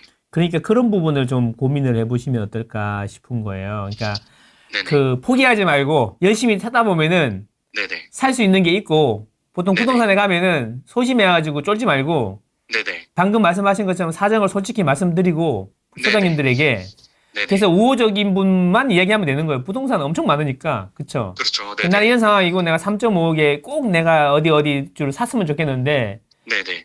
맞춰줄 수 있는 거 있으면은 꼭 제발 연락 달라. 애기 엮고 가서 하면은 네. 바로 연락 올 겁니다. 간절한 너무- 눈빛. 네네. 예, 지금 총알이 있어가지고 바로 쏠 수 있다. 이런 느낌으로 해주면 네네. 없는 것도 찾아서 주실 겁니다. 정말요. 저도 그렇게 해서 감사합니다. 샀습니다, 네. 예전에. 저 안 그래도 고민했던 게 사실 분당 쪽이 생활권 가까워서 가장 선호가 되는데 네. 이제 요즘 서울 쪽에 가면 뭐 가양이라든가 이런 데도 비슷한 게 아니야. 아, 그래요? 아니야. 아니고 가양 아니에요? 네네. 아니고 저기 뭐야 그리고 저기 또 너무 위로 가거나 네네. 너무 산 쪽으로 가면 안 되고 가운데로 가세요. 가운데. 아, 찾아보세요. 감사합니다. 네네. 네, 제가 기반으로 잘 찾아보고 네네. 다음에 또 인사드릴 수 있으면 말씀드리고 하겠습니다. 네. 완전 팬입니다. 망고쌤, 호랭이쌤 너무 감사합니다. 네, 감사합니다. 고맙습니다. 네네, 감사합니다. 네. 그래서 하도 이렇게 많이 물어보셔가지고 내가 이렇게 만든 거야. 아무나 볼 수 있게. 한번 띄워볼까요? 네. 네. 리얼 망고에 들어가면 그래서 제가 이 캡 검색을 이렇게 만들어 놨거든요. 네. 그래서 이게 연식이라든지 세대수라든지 KB 시세 기준 그리고 매물 기준으로 이렇게 검색을 할 수 있어. 원하는 지역을. 하도 물어보셔갖고 만들어 놓은 거거든. 이걸 알면 좋겠다. 그리고 실제로 여기서는 그렇지만 막상 부딪혀서 보면은 또 다르지. 또 다르지. 네. 또 막 1층인데 막 인테리어 잘 되고 이런 거는 또 싸게 살 수 있고 캡도 작고 이렇단 말이지. 그런 거를 이제 이런 건 가봐야 아는 거지. 그 방구석에서는 안 되고. 그쵸. 그래서 이제 개별 내가 3억짜리 사고 싶다. 원하는 지역이 있다. 그러면은 이제 그러면 3억으로 할 게 아니라 4억 정도로 해가지고 찾아보는 거야. 그리고 부딪혀 보는 거지. 그렇게 하시면 됩니다. 근데 근데, 3억에서 5억은 참 애매해. 근데 진짜 이분은 부럽네요. 그러니까 부모님이 양육 도와주시고 70평이 있고. 그러니까 우리 엄마는 진주 있어가지고 애 너무 빠져. 해치지 않아요. 이게 긴장, 들숨 날숨 한번 하시고, 예. 네, 네. 천천히 하셔도 돼요. 예, 괜찮아요. 예. 네, 제가 저기 그 망고쌤이랑 네. 너무 팬이어서 보다가 예, 감사합니다. 네, 전화드렸습니다. 망우쌤님 어떤 점이 좀 가장 좋으세요? 네, 잘생겼잖아. 제가 이제 망고쌤 채널 구독도 하고 네. 예, 그 이제 지도 같은 거 이런 거 보면서 같이 하고 뭐 그렇게 쭉 하고 있었어요. 뇌가 섹시하다? 예. 그럼 뇌가? 그렇죠. 예. 외모가 아니라 뇌가 섹시하다. 감사합니다. 예, 그 정도만 해도 하나라도 섹시한 게 어때요? 그래서 멋있다. 네. 네네네. 어떤 게 좀 궁금하실까요? 다름이 아니라 제가 이제 작년 8월에 수지 집 팔고 넘어왔거든요. 여기 분당 서현동으로요. 오, 서현동. 예. 서현, 제가 좋아하는 동네입니다. 예. 네. 이제 근데 어떻게 서현 어딘데요? 시범이요. 시범. 시범. 오, 시범도 여러 가지가 있잖아요. 너무 구체적인가? 한 블럭 안쪽에. 둘이 이제 나눠져가지고 재건축한다고 네. 이제 그러고 네. 있는데, 예. 네. 그래서 이제 이게 선도지구 지정 전에 들어왔는데, 네. 예, 그래서 이게 지정이 여부가 어떻게 될지, 될까 안 될까 불안하다. 네, 분당 재건축 전망. 저희 정말 그걸 누가 될지 아무도 모르는 거죠. 솔직히. 네, 아무도 모르는. 그렇죠. 누가 뭐 장담할 수 있겠습니까? 예를 들어서 그 옆에가 됐다. 기분은 상당히 안 좋겠지만 그 옆에가 돼가지고 예를 들어 30억을 찍었다. 그럼 기분이 어떨까요? 곧 되겠지 이런. 그렇지. 마음으로 살아야죠. 그거지. 그러니까 시범단지가 만약에 노후계획도시 특별법으로 했는데 네, 시범단지가 안 된다? 재건축이? 말이 돼요? 안 되죠. 안 되죠. 근데 이제 거기에 욕심을 좀 더 부려서 선도지구가 되냐 안 되냐 이야기인 거잖아요. 근데 그게 누가 될지 아무도 모르는 거예요, 사실. 그쵸. 동의율이 60%니까 동의율이 되게 중요하겠죠. 그쵸. 근데 이제 옆에가 될 수도 있고 우리가 안 될 수도 있는데, 이제 아마도 사람들이 생각하기엔 시범단지 중에 하나는 되지 않겠냐. 상징적인 의미가 있으니까. 중에 하나. 그쵸. 그런 확률이 높잖아, 여기가. 네, 그래서 이제 될 확률이 높은데 안 되더라도 슬퍼하거나 노여하지 말라. 그 옆에가 되면 우리도 같이 올라가는 거니까. 그리고 재건축은요, 그 입지가 좋은 동네의 재건축은 제일 마지막에 되는 게 제일 비쌉니다. 네. 반포도 보세요. 네. 지금까지 했던 거 네. 2008년부터 했거든요. 요즘 입주하는 게 제일 비싸잖아요. 원베일리라고. 네. 그렇죠. 근데 이제 반포주공 1, 2, 4주고 지금 이제 그거 입주하고 나면 또 어떻게 될지 모르는 거예요. 제일 입지가 거기는 좋은 데기 때문에 늦게 되더라도 기다리면 되는. 혹시 애기들 다 컸나요? 아니요, 이제 고등학교 1학년. 막내가? 아니요, 큰애가 막내는요? 초등학교 4학년이요. 그러면 걔 졸업하고 대학교 다닐 때는 되겠지. 그럼 그런 마음으로 하시면 뭐가 걱정이야. 그냥 오래 살아야 되는데. 그쪽 이사 갈 거 아니잖아요. 네. 그렇죠. 그러나 다만 이제 중간에 하다가 돈이 좀 생기면 이제 나중에 이제 투자도 이제 한번 해보시고 그러면 되는 거죠. 그렇죠. 좋은 집 있으니까 수지에서 팔고 과감하게 오셨는데 네. 살면 되죠. 애기들 적응 잘하고 있습니까? 네, 여기가 살기가 좋아서. 아들들이에요? 네, 둘 다요. 그러면 뭐 씩씩하고 공 한 번 차면 끝나는 거 아니야? 네. 그쵸. 올해 시간의 문제입니다. 시간이 사모님 편이니까 그냥 시간만 가면 되는 거고, 이렇게 선도지구가 안 되더라도 그냥 맘 상해 하지만 살면 돼요. 그쵸. 거기가 30억 찍어주면 우리 집도 30억 되겠지 뭐. 약간 이런 느낌으로. 네. 어차피 초등학교 4학년 지금 졸업하려면 몇 년 남았어? 1년, 2년, 그래도 6년에다가 8년에다가 대학교 졸업하려면 군대도 갔다 와야 될 거 아니야? 그럼 한 15년 걸리겠네요. 군대 갔다 올 때까지. 네. 그쵸. 그러면은 그때는 돼 있겠죠. 네. 인테리어가 좀 안 돼 있으면 인테리어 좀 하셔가지고 오래 사시면 되죠 뭐. 그죠. 아, 네. 예. 그러니까 제가 드리고 싶은 이야기는 이제 약간 뭐 이렇게 쉽게 설명한다고 이렇게 말씀드리긴 했는데 제가 설명드리고 싶은 거는 선도지구가 될지 안 될지 아무도 모르는데 네. 그거 가지고 혹시 안 되면 어떡하나 그런 고민 하지 마시라는 거죠. 네. 아시겠죠? 네. 네. 그냥 맘 편히 계시면 될 것 그래, 같은데 그 좋은 집 있으시니까 마음 편히 육아, 사시고 애들 아, 키우면 되는 건데 하시고 그러시면 하시면 되죠. 기다리면 그냥 끝날. 그렇죠. 혹시 알아요? 선도지구 되면 어떡할 거야? 안 되면 어떡하지가 아니고 되면 어떡할 거야? 어이야. 그죠? 이렇게 생각하시면 되는 거죠. 네. 그리고 분당 서현순회동이 재건축이 안 되는 게 말이 됩니까? 네. 그거는 성남시가 잘못한 거고 경기도지사가 잘못한 거죠. 그렇게 되면 네. 그 걔들이 그걸 보고 있겠습니까? 그러니까요. 길게 보면 정성적으로는 그렇게 된다는 거죠. 그죠? 예. 분당 입성 축하드리고요. 그러면 네. 선생님 이거 1주택자이신가요? 뭐 다른 투자나 이런 거는 다른 건 아니요, 투자를 하고 싶었는데 네. 제가 저기 뭐지 1주택자가 오히려 더 취득세면에 유리할 것 같아서 이거 갈아타고 나서 차후에 이제 하나 더 하는 걸로 이렇게 방향을 그렇게 하자고 남편하고 의논을 했었어서 예. 현명하시다. 그치? 네, 현명하시네. 네, 갖고 있는 그릇을 먼저 키워야 될 것 같아요. 그릇이 엄청 커지겠는데요? 그러면 다행이고. 이 새 것을 바꿔준다는데 늦게 바꿔줄까 봐 걱정이신 거지? 근데 그릇은 엄청 사이즈는 엄청 클 그러니까 겁니다. 사이즈 좀 죽을 것 같아. 대접 정도 될 네, 것 같습니다. 일단 두 장 반부터 시작하지 않겠어요? 왜냐면 남편이 지금 이제 50대 초반이었어서 이제 그 한계용 체감이 거의 다 되고 있는 상태라 이렇게 시간이 저희한테는 지금 제일 중요한 거라서 은퇴가 시기가 얼마 안 남았어요? 네. 그래요? 어느 정도 남았습니까? 대략? 기술직이라 많이 좀 보통 뭐 그래요. 기술직이요? 네. 그래서 더 걱정이 되시는구나. 예, 그래서 저희한테는 제일 중요한 게 지금 시간인데 근데 그거 뭐 선도지구 지정되고 빨리 되면은 분담금도 내야 되는데 분담금 어떻게 내시려고요? 그거는 근저당 안고 있다가 저희가 뭐 뒤로 전세로 물려도 되고 저희가 그렇게 방법을 잘 아시는데 왜 뭐가 걱정이야? 뭐. 근데 운에만 그렇다고 지금 팔고 옆으로 갈 수도 없잖아. 옆으로 갔는데 옆에 안 되면 또 어떡할 거야? 네, 이사 오기 전에는 선도지구고 뭐고 그런 거 별로 관심 없었고 그냥 여기서 산다, 그 차후에 생각한다였는데 선도지구라는 특별법이 발표가 되고 나서는 이제 여기서 다시 또 대출이 발생하겠구나, 또 어떤 방법을 찾아야 되겠다 이렇게 생각을 거기까지는.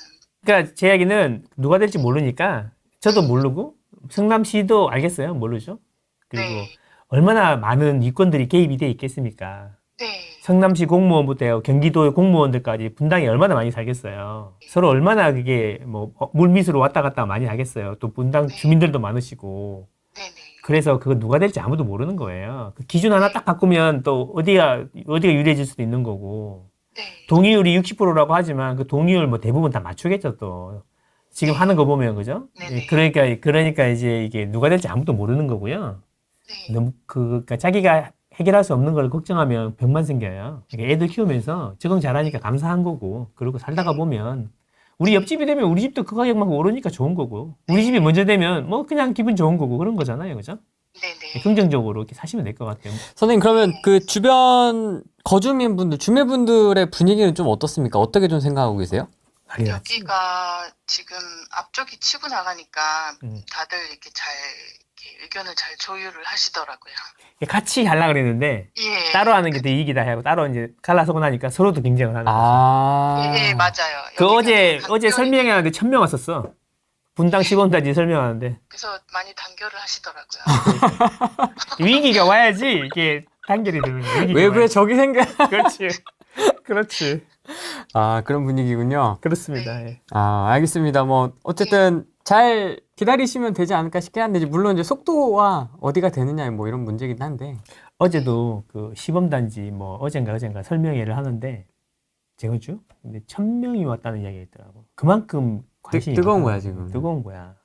그 이야기잖아요. 계속 선도주고 옛날부터 잘 해야 된다고. 선도주고 이야기하는 사람 나밖에 없지. 그거 언제 됐냐고 맨날 나 욕만 했잖아요. 되게 메인 테마로 얘기했는데 조회수 폭망. 지금 근데 분당 계신 분만 지금 두근만 생각만 하는 거지. 그래서 그런 거지. 근데 내부에서는 지금 난리도 아니에요. 그렇죠. 외부 사람들은 좀 그거 되겠냐? 이렇게 약간 안 됐으면 하는 마음으로 그러는 거고. 아예 꽃이다 뭐 이런. 꽃이다 뭐 이렇게 그런 거고. 근데 분당이 안 되면 그럼 누가 해? 법원 노후계획 특별법을 하는 이유가 없기 때문에 발의했던 국회의원이라든지 지자체장들이 다 분당에 시범단지에 관심을 많이 가지겠지 사실. 그렇죠. 네. 네. 근데 그 뭐 주변에 뭐 이렇게 쫙 구석에 있는 단지보다 훨씬 유리한데 왜 걱정하고 그러세요? 그냥 편하게 삽시다. 예. 네. 잘 행복하게 사시면 될 것 같습니다. 부럽습니다. 그러니까 아닙니다. 죄송합니다. 감사합니다. 그것도 남편은 또 또 제2의 인생을 위해서 또 직업을 준비하기 위해서 열심히 또 노력하라고 하면 되는 거죠. 네. 그렇죠. 애가 지금 초등학교 4학년밖에 안 됐는데 아직. 네. 그죠? 열심히. 우리 아들 6학년인데 열심히 해야 돼. 나는 직업도 없는데. 그죠? 저 같은 사람인데 왜 뭐가 걱정이세요? 네. 알겠습니다. 네, 저 망고쌤 되게 팬이에요. 아, 감사합니다. 예. 네, 고맙습니다. 네, 네. 고맙습니다.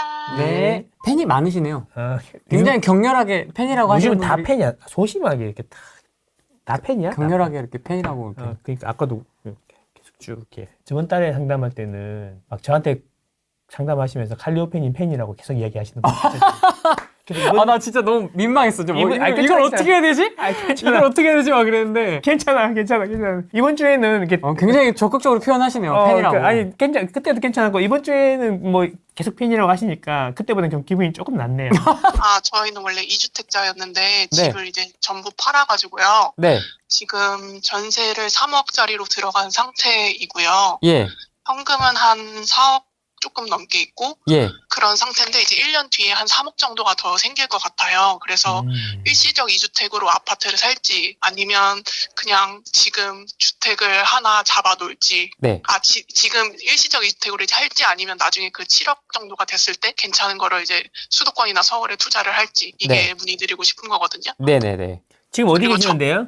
지금은 그 충북 계속 한 4년에서 5년 정도는 살아야 돼요. 충북 어디요? 충북 충주요. 충주. 아, 충주. 호반의 도시 충주. 거기 원래 사시는 게 아니라 잠깐 내려가셨나 봐요. 네네. 뭐 혁신 도시 뭐 무슨 도시 뭐 이런 거 아니면 공무원 이런 것인가? 네네. 아. 그냥 일 때문에 해서 그래서- 그래도 최소 한 4년은 있어야 될 것 아. 같아서. 그런데 이제 집을 싹 정리했으니까 서울 수도권에 사놓고 싶은데 네네. 기다렸다가 7억짜리를 사냐? 7억으로 살 수 있는 걸 사냐? 아니면은 지금 하나 사놓고 나중에 네. 추가로 하나 더 사서 일시적 1억 1주택을 하냐? 이런 이야기네요. 네, 네, 그래서 네. 그러면 어디까지 알아보셨어요? 수원 수원. 수원 알아봤고 그다음에 뭐 분당은 일단 제가 그런 거 기다리는 걸 잘 못해가지고 저는 신축 쪽으로 매수를 하고 싶어서 구성남도 알아보고 구성남. 왕십리도 알아보고 왕십리. 네, 가는 데가 다 똑같아. 그런 정해져 있습니다. 광명은 안 가보셨어요? 광명은 근데 나중에 어. 역전세 같은 거 생각하면 조금 걱정돼가지고 투자는 좀 그래서- 해보셨습니까? 아니요 완전 초보입니다. 아, 그래요? 그러면 망고생 강의를 한번 들어봐요. 네네. 이게 농담이고 4억으로 지금 내 생각에는 네. 7억이 언제 들어와요, 그러면? 3억은? 3억은 이제 올 7월에 이제 잔금해서 그때 들어오고 그다음에 나머지 한 그 3억은 한 내년 말. 내년 말? 네, 내년 말. 그러면은 네. 지금 3억으로 뭔가를 하나 해놔야 되겠네.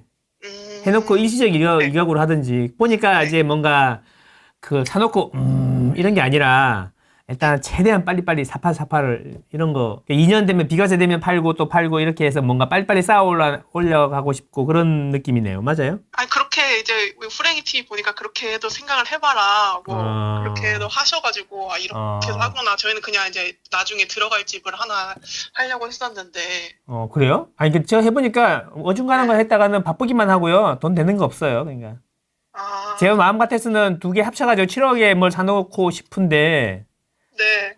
그거 이제 근데 1년 내년 말이 되면 많이 올라 있을 것 같단 말이에요. 네네네 맞아요. 그래서 그런 계속 거잖아요. 지금, 그렇지 5년 동안 안 올라오실 거고 그죠? 그러면 5년 내에 제일 가장 좋은 걸 하셔야 되는 거네, 그렇지? 그리고 5년 뒤에는 요걸 팔아가지고 이제 그 다음에 또 생각하면 되는 거고 그죠? 근데 뭐 정 안 되면 이제 충주에 그냥 짱 박혀 있고 하면 되는데. 인생은 모르는 거니까. 네 맞아요. 그러면 일단 3억으로 알아보신 데는 구성남, 네 수원. 수원 살 게 있어요, 근데 타겟에 들어온 게 있을 거 아니에요. 수원이랑 구성남은 그러니까 저희가 지금 4억이 있는 거거든요. 예, 4억, 예. 네, 그래서 하고 그다음에 왕십리도 할 수는 있을 것 같은데 음. 다 할 수는 있긴 있더라고요. 뭐 그러니까 단지를 말해주면 내가 제일 좋은 걸 알려줄게. 그럼 되는 거 아니에요? 거기 그 뭐냐 수원 네. 매교역 있는데 SKB랑 힐스테이트 일단 예. 봐놓고 다 똑같아. 그다음에 구성남에는 그 산성모 프로디오나 예.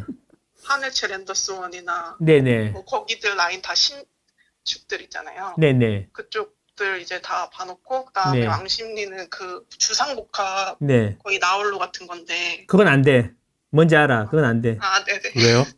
알아 뭔지. 왜요? 아 네. 크기가 갭이 작아. 그래서 그래. 네 맞아요. 텐제 일렵히고 그래서 뒤에 뭐 아파트도 많고 와 좋은데 거기는 안 되고요. 안 돼요? 네, 그러면 이제 지금 보신 것 중에는 매교 SK 쪽이나 뭐 구성남 이런 건데 그러면 이 둘 중에 한 3년, 5년 봤을 때 뭐가 제일 많이 오르겠냐? 요런 문제로 요약이 되나요? 그렇네요. 그렇죠? 그러네요. 둘 중에 그러면 이제 이렇게 해요. 구성남은 네네. 완성되어 가는 도시고 매교도 마찬가지고 비슷비슷하고 제가 볼 때는 둘이 뭘 해도 삐까삐까 할 것 같아요. 아 네네. 네, 그러니까 이제 매교역 근처에 이쪽은 구성남보다 약간 1, 2년 타임이 느린 그런 느낌이에요. 네네. 전체적으로 바뀌는 느낌이. 그렇죠. 근데 매교역은 가면 평지고 약간 평지고 맞아요. 여기 구성남은 막 숨이 헐떡거릴 정도로 힘들고 그죠? 네네. 그래서 고민이 되는 거잖아요. 하늘채도 봤어요, 하늘채? 네 보긴 봤어요. 근데 다 거기, 봤어요. 거의 거기는 만족 시초라인. 하늘채는 왜 안 했어요? 아니 하늘채도 좋아요. 그래서 저는 하늘채가 가장 마음에 들긴 하거든요. 그래. 그래도 그나마 평지고 막 이래서. 제가 그 말을 하고 싶었어요. 그렇죠. 제가 들은 거 중에는 말씀하신 거 중에 들은 거 중에는 하늘채가 제일 나은 것 같습니다. 이런 이야기 해도 되나? 하늘채가 제일 나은 것 같습니다. 그리고 제가 네. 말한 데 말고도 그 광명이나 이런 데도 좀 더 알아봐야 할까요? 아니면 그냥 진행을 해야 될까요? 광명은 이제 그 지금 고민하시는 부분 있잖아요. 네네. 이게 제가 요즘에 80% 이상이 이런 질문이거든요. 똑같은 데를 똑같은 아파트를 다른 분들이 이야기하시니까 좀 당황스럽긴 한데 신축 원하시는 분이 가는 루트를 그대로 지금 말씀하신 거거든요. 아 네네. 이제 광명은 가면은 광명 10이나 13단지 안 하고 또 신축 위주로 보실 거잖아요. 그죠? 그래야 될 것 같아요. 그죠? 예. 12, 13단지 이야기하면 안 할 거잖아. 근데 이제 광명은 그런 건 있죠. 2년 동안 2만 세대가 넘는 물량이 계속 입주를 하니까 그러니까 지금 그 스타일상으로 볼 때 그 막 10년, 20년 보시는 게 아니라 네. 올라오기 전까지 수익률이 괜찮은 걸 잡고 싶으신 거잖아요. 네네. 그쵸? 그러면은 그렇게 보면은 좀만 더 길게 5년을 놓고 보면은 이 물량이 많아갖고 흔들릴 때 사면 되는데 그러면 또 타이밍이 또 돈 나오는 타이밍이랑 또 안 맞잖아요. 그러니까 일단 광명은 내년에 나오는 돈으로 한번 그때 돈 나오면 그때 고민 한번 해보고 네네. 이번 돈으로는 광명 말고 이제 아까 말씀하신 것 중에는 거기가 제일 나은 것 같고요. 좀 더 찾아보면 좋은 게 또 있지 않을까? 그리고 실거주 안 할 거면 뭐 분당이 이런 데 사놔도 되지 않나? 이런 생각인데 예. 한 5년 뒤에 이제 들어갈 거 생각해가지고 이러는 거긴 한데. 5년 뒤에 안 들어가도 되죠. 그게 올랐으면 팔면 되죠. 아 팔고요. 그렇죠. 비가 세잖아요. 그죠. 그렇잖아요. 그러니까 이제 제 얘기는 5년 내에 수익률이 제일 많이 날 수 있는 방법을 찾는 거지. 사놓고 5년 기다리든가 중간에 한번 갈아타서 5년이 되든가 이렇게 해서 제일 돈을 많이 벌 수 있는 방법 4억으로 그거잖아요 지금 문제는. 네네. 그죠? 예, 그렇게 보면은 그렇다는 거죠. 분당도 열심히 공부해보겠습니다. 안 들어갈 거잖아요 어차피. 그죠? 안 들어가도 아니요, 되니까. 근데 일단 공부를 해보고 마음고생 교육 좀 들어보고 네네네. 그렇게 해보세요. 예. 네 해보겠습니다. 감사합니다. 네, 지금 되게 열심히 다니시고 제가 말만 들어도 되게 열심히 하시는 것 같거든요. 그래서 잘 될 것 같아요. 그런데 중요한 거는 이제 그 주변에 네. 그 잘하시는 분들 있잖아. 없어요. 그런 친구를 많이 만들어야 돼. 그게 중요해. 아 본인 옆에 누가 있는지가 중요한 거예요. 그죠? 이런 조언을 할 수 있는 사람이 없으니까 그냥 톡방 가갖고 소심하게 말도 못하고 눈팅만 하고 있고 그러지 않아? 그래서 어떻게 하셨어요? 여기저기서 이제 나오는 단지들 있으면 메모해가지고 비슷한 가격으로 가보고 네이버 부동산 하루 종일 보고 막 그러지 않아? 네 그쵸? 맞아요. 예, 그래 전형적인 소심한 스타일인데 이제 커밍아웃해서 사람들을 많이 만드세요. 커밍아웃. 한 5년 동안은 꾸준히 부동산에 관심을 가지고 노력해야 되는 거잖아요, 그렇죠? 네네. 그게 중요합니다. 그리고 해치지 않으니까 톡방에서 질문하고 그래도 돼요. 네, 감사합니다. 누군지도 몰라요, 어차피 뭐 그 피스메이크 프로도 이런 걸로 들어가면 되니까, 그렇죠? 예. 제가 응원할게요. 예. 네, 감사합니다. 충주보다 나을 겁니다. 예. 네, 고맙습니다. 네. 네. 지금 받은 질문이 요즘에 하는 가장 일반적인 질문이다 보시면 돼요. 가장 많이 받은. 반 이상은 이 질문이야. 산성자이 푸르지오 주민인데 망고쌤한테 살짝 삐졌습니다. 크크. 산성자이 부르지오 좋아. 좋아. 그 이야기는 안 했네. 서울시장 분위기와 앞으로의 시장 분위기. 모든 데이터를 볼 때 급락이나 급등은 없다. 완만한 상승이 될 거다. 그리고 A, B, C 별로 이제 순환매가 돌아갈 거다. 그러니까 하락한다는 이야기들이 아직 많긴 한데 그 근거들이 다 빈약한 것 같다. 그러니 내 집 마련하실 분들은 길게 보시고 내 집 마련하시고 갈아타시고 하셨으면 좋겠다. 다만 이제 그 서울 수도권 위주로 갈 거고 그 다음에 1, 2년 지나면 지방경시까지 퍼질 거니까 그런 순서로 생각하시면 어떨까 싶다. 그리고 이제 인생은 길고 집은 평생 있어야 되는 거니까 길게 보면 어느 때라도 집은 있는 게 맞다. 이렇게 생각합니다. 알겠습니다. 이상입니다. 오늘은 여기까지 하겠습니다. 고맙습니다. 고맙습니다. 안녕. 안녕.